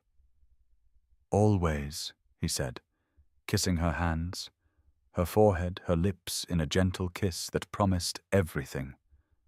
"Always worthy, always loved, always Arabella Fairfax, soon to be Arabella Wentworth, but always, always yourself, the woman I love." The stars were bright above them, and the sounds of the ball drifted through the open doors, and Arabella Fairfax stood in the arms of the man she loved, and felt more herself than she had in 10 years, felt whole, felt real, felt finally and completely seen. And she knew that whatever challenges lay ahead, whatever adjustments would be required in becoming a duchess, whatever scrutiny would come from being the woman who had captured the Duke of Ashford's heart, she would face it all with courage because she was no longer alone, no longer invisible, no longer the woman who had forgotten her own name. She was Arabella, and she was loved, and that made all the difference. The wedding took place on a September morning when the countryside around Ashford Hall was painted in golds and russets, the summer giving way to autumn with a gentleness that felt like benediction, and Arabella stood in the small stone chapel that had served the estate for 300 years, waiting to walk down the aisle toward the man who had given her back her name and her voice and her belief that she deserved to be loved. She had chosen intimacy over spectacle, had declined the grand London wedding that Sebastian's position might have demanded, and instead they had invited only those people who truly mattered, Sebastian's close family and friends, a handful of Arabella's rediscovered connections from her childhood, and in a gesture that had made her cry when she proposed it, and Sebastian had immediately endorsed, the servants from the Whitmore household who had been kind to her during her decade of invisibility, the cook and the housemaids, and the butler who had all known the truth of her situation, and had offered what small kindnesses they could within the constraints of their positions. The chapel was filled with late summer flowers, roses and dahlias in shades of cream and pink and gold, and the afternoon light streamed through the stained glass windows, casting colored shadows across the stone floor, and as Arabella prepared to enter, she thought about the journey that had brought her here, about the girl who had forgotten her name, about the woman who had reclaimed it, about the wife she was about to become, who would share a name with a man who saw her soul, who spoke her name like a prayer, who had loved her into believing she was worthy of love. She wore a dress of cream silk, simple but elegant, cut in clean lines that suited her age and her character, no virginal white because she was not an innocent girl, but a woman who had survived and earned her happiness, and her hair was dressed with sprigs of rosemary for remembrance and myrtle for love, and her mother's pearls hung at her ears, a connection to the past, to Emmeline Fairfax, who had loved poetry and music, and her daughter. And as Arabella walked down the aisle alone, having no male relative to give her away and choosing to come to Sebastian of her own volition, her own choice, her own free will, she felt her mother's presence like a warmth at her shoulder, a blessing from beyond the grave. Sebastian stood at the altar and watched her approach, and she saw his careful composure cracking at the edges, saw moisture in his grey eyes, saw his hands trembling slightly as he clasped them in front of him. And when she reached him, and he took her hand, his grip was warm and solid and slightly desperate, as though he still could not quite believe she was real, that this was happening, that she had chosen him as he had chosen her. The vicar began the ceremony with the ancient words that had joined couples for centuries, and Arabella listened with half her attention, while the other half was focused on Sebastian, on the way he was looking at her as though she were the only thing that existed in the world, as though the chapel and the guests and even the vicar had faded into insignificance. And she felt the same, felt that everything had narrowed to the two of them, to this moment, to the vows they were about to make. "Do you, Sebastian Edward Wentworth, Duke of Ashford, take Arabella Catherine Fairfax to be your lawfully wedded wife?" the vicar intoned, and Sebastian's voice when he answered was not the cool, ducal tone she had first heard in the park, but something warmer, rougher, breaking slightly with emotion as he said, "I do," as though the two words contained everything he felt, everything he wanted, everything he was promising. When it was Arabella's turn to speak her own, "I do." Her voice was steady and clear, a voice that had been silent for 10 years and now rang out in this sacred space, claiming her choice, claiming her future, claiming the man she loved.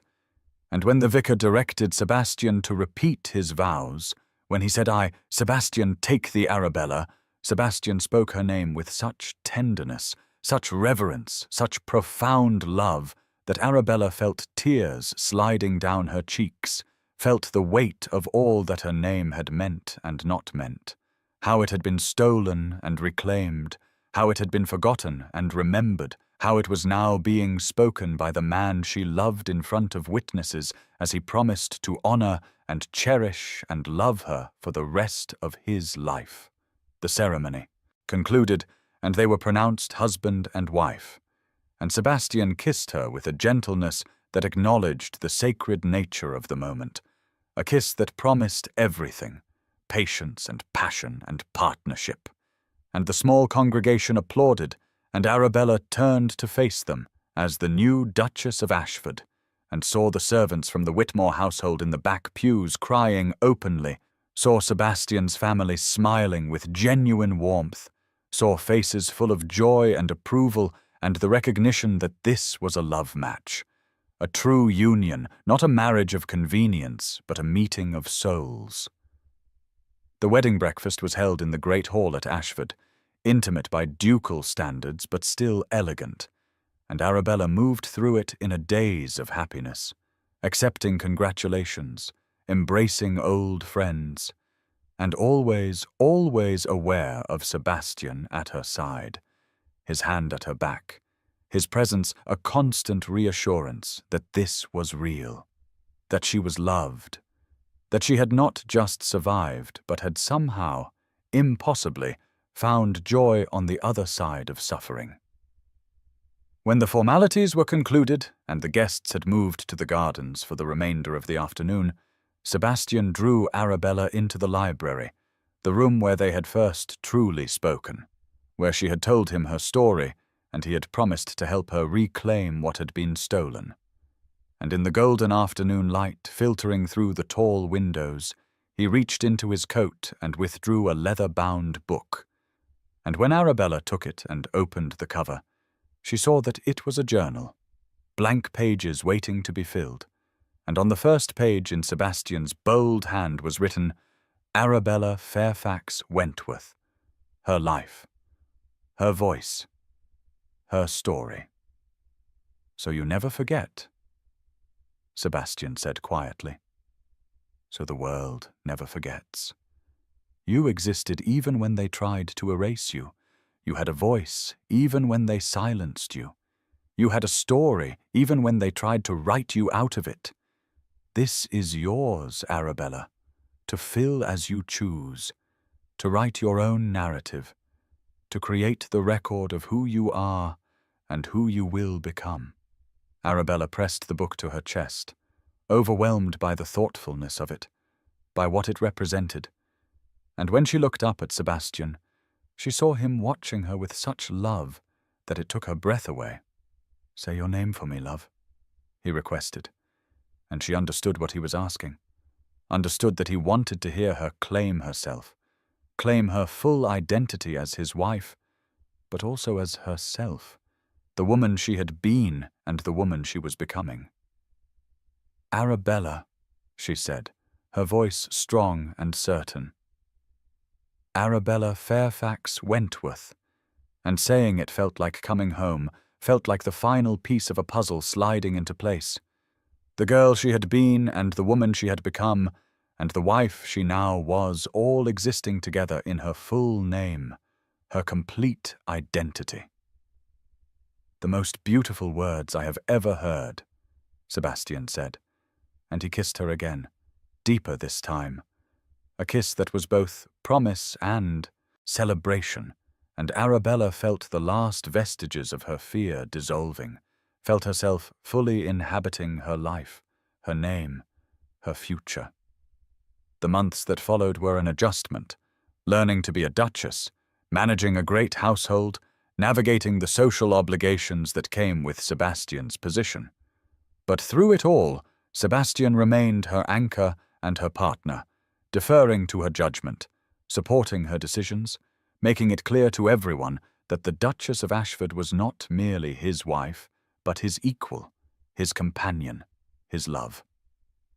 Arabella established a foundation to help young women in situations similar to what hers had been, orphans and wards who were vulnerable to exploitation, providing them with legal assistance and financial support, and most importantly, with advocacy, with someone who would ensure their names were known and their voices were heard.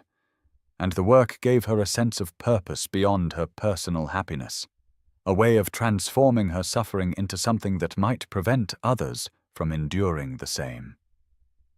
1 year after their wedding, on a crisp October afternoon, Arabella sat in the library at Ashford Hall with her infant daughter in her arms, a baby girl with Sebastian's dark hair and Arabella's amber eyes, and she was reading aloud from Wordsworth, the poet her mother had loved, the poet whose work had been her comfort during the dark years, and the baby was too young to understand the words, but seemed soothed by the rhythm of her mother's voice.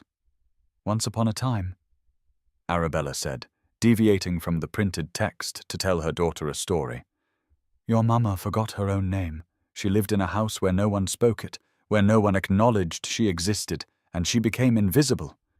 But then your papa came along and he asked her name, and when she could not answer because she had forgotten how to claim herself, he waited patiently until she remembered, and then he said her name. Arabella, and it sounded like a prayer, like the most important word in the world, and your mamma remembered who she was. And now she will make sure you always, always know who you are. You are Emmeline Arabella Wentworth, named for your grandmamma who loved poetry.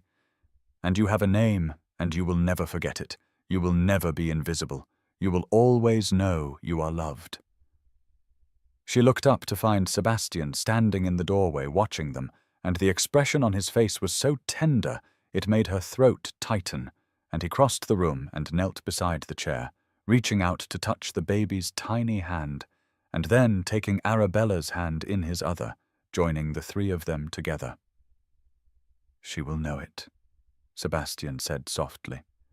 "She will know her name, and she will know she is loved, as you are loved, Arabella, as you will always be loved."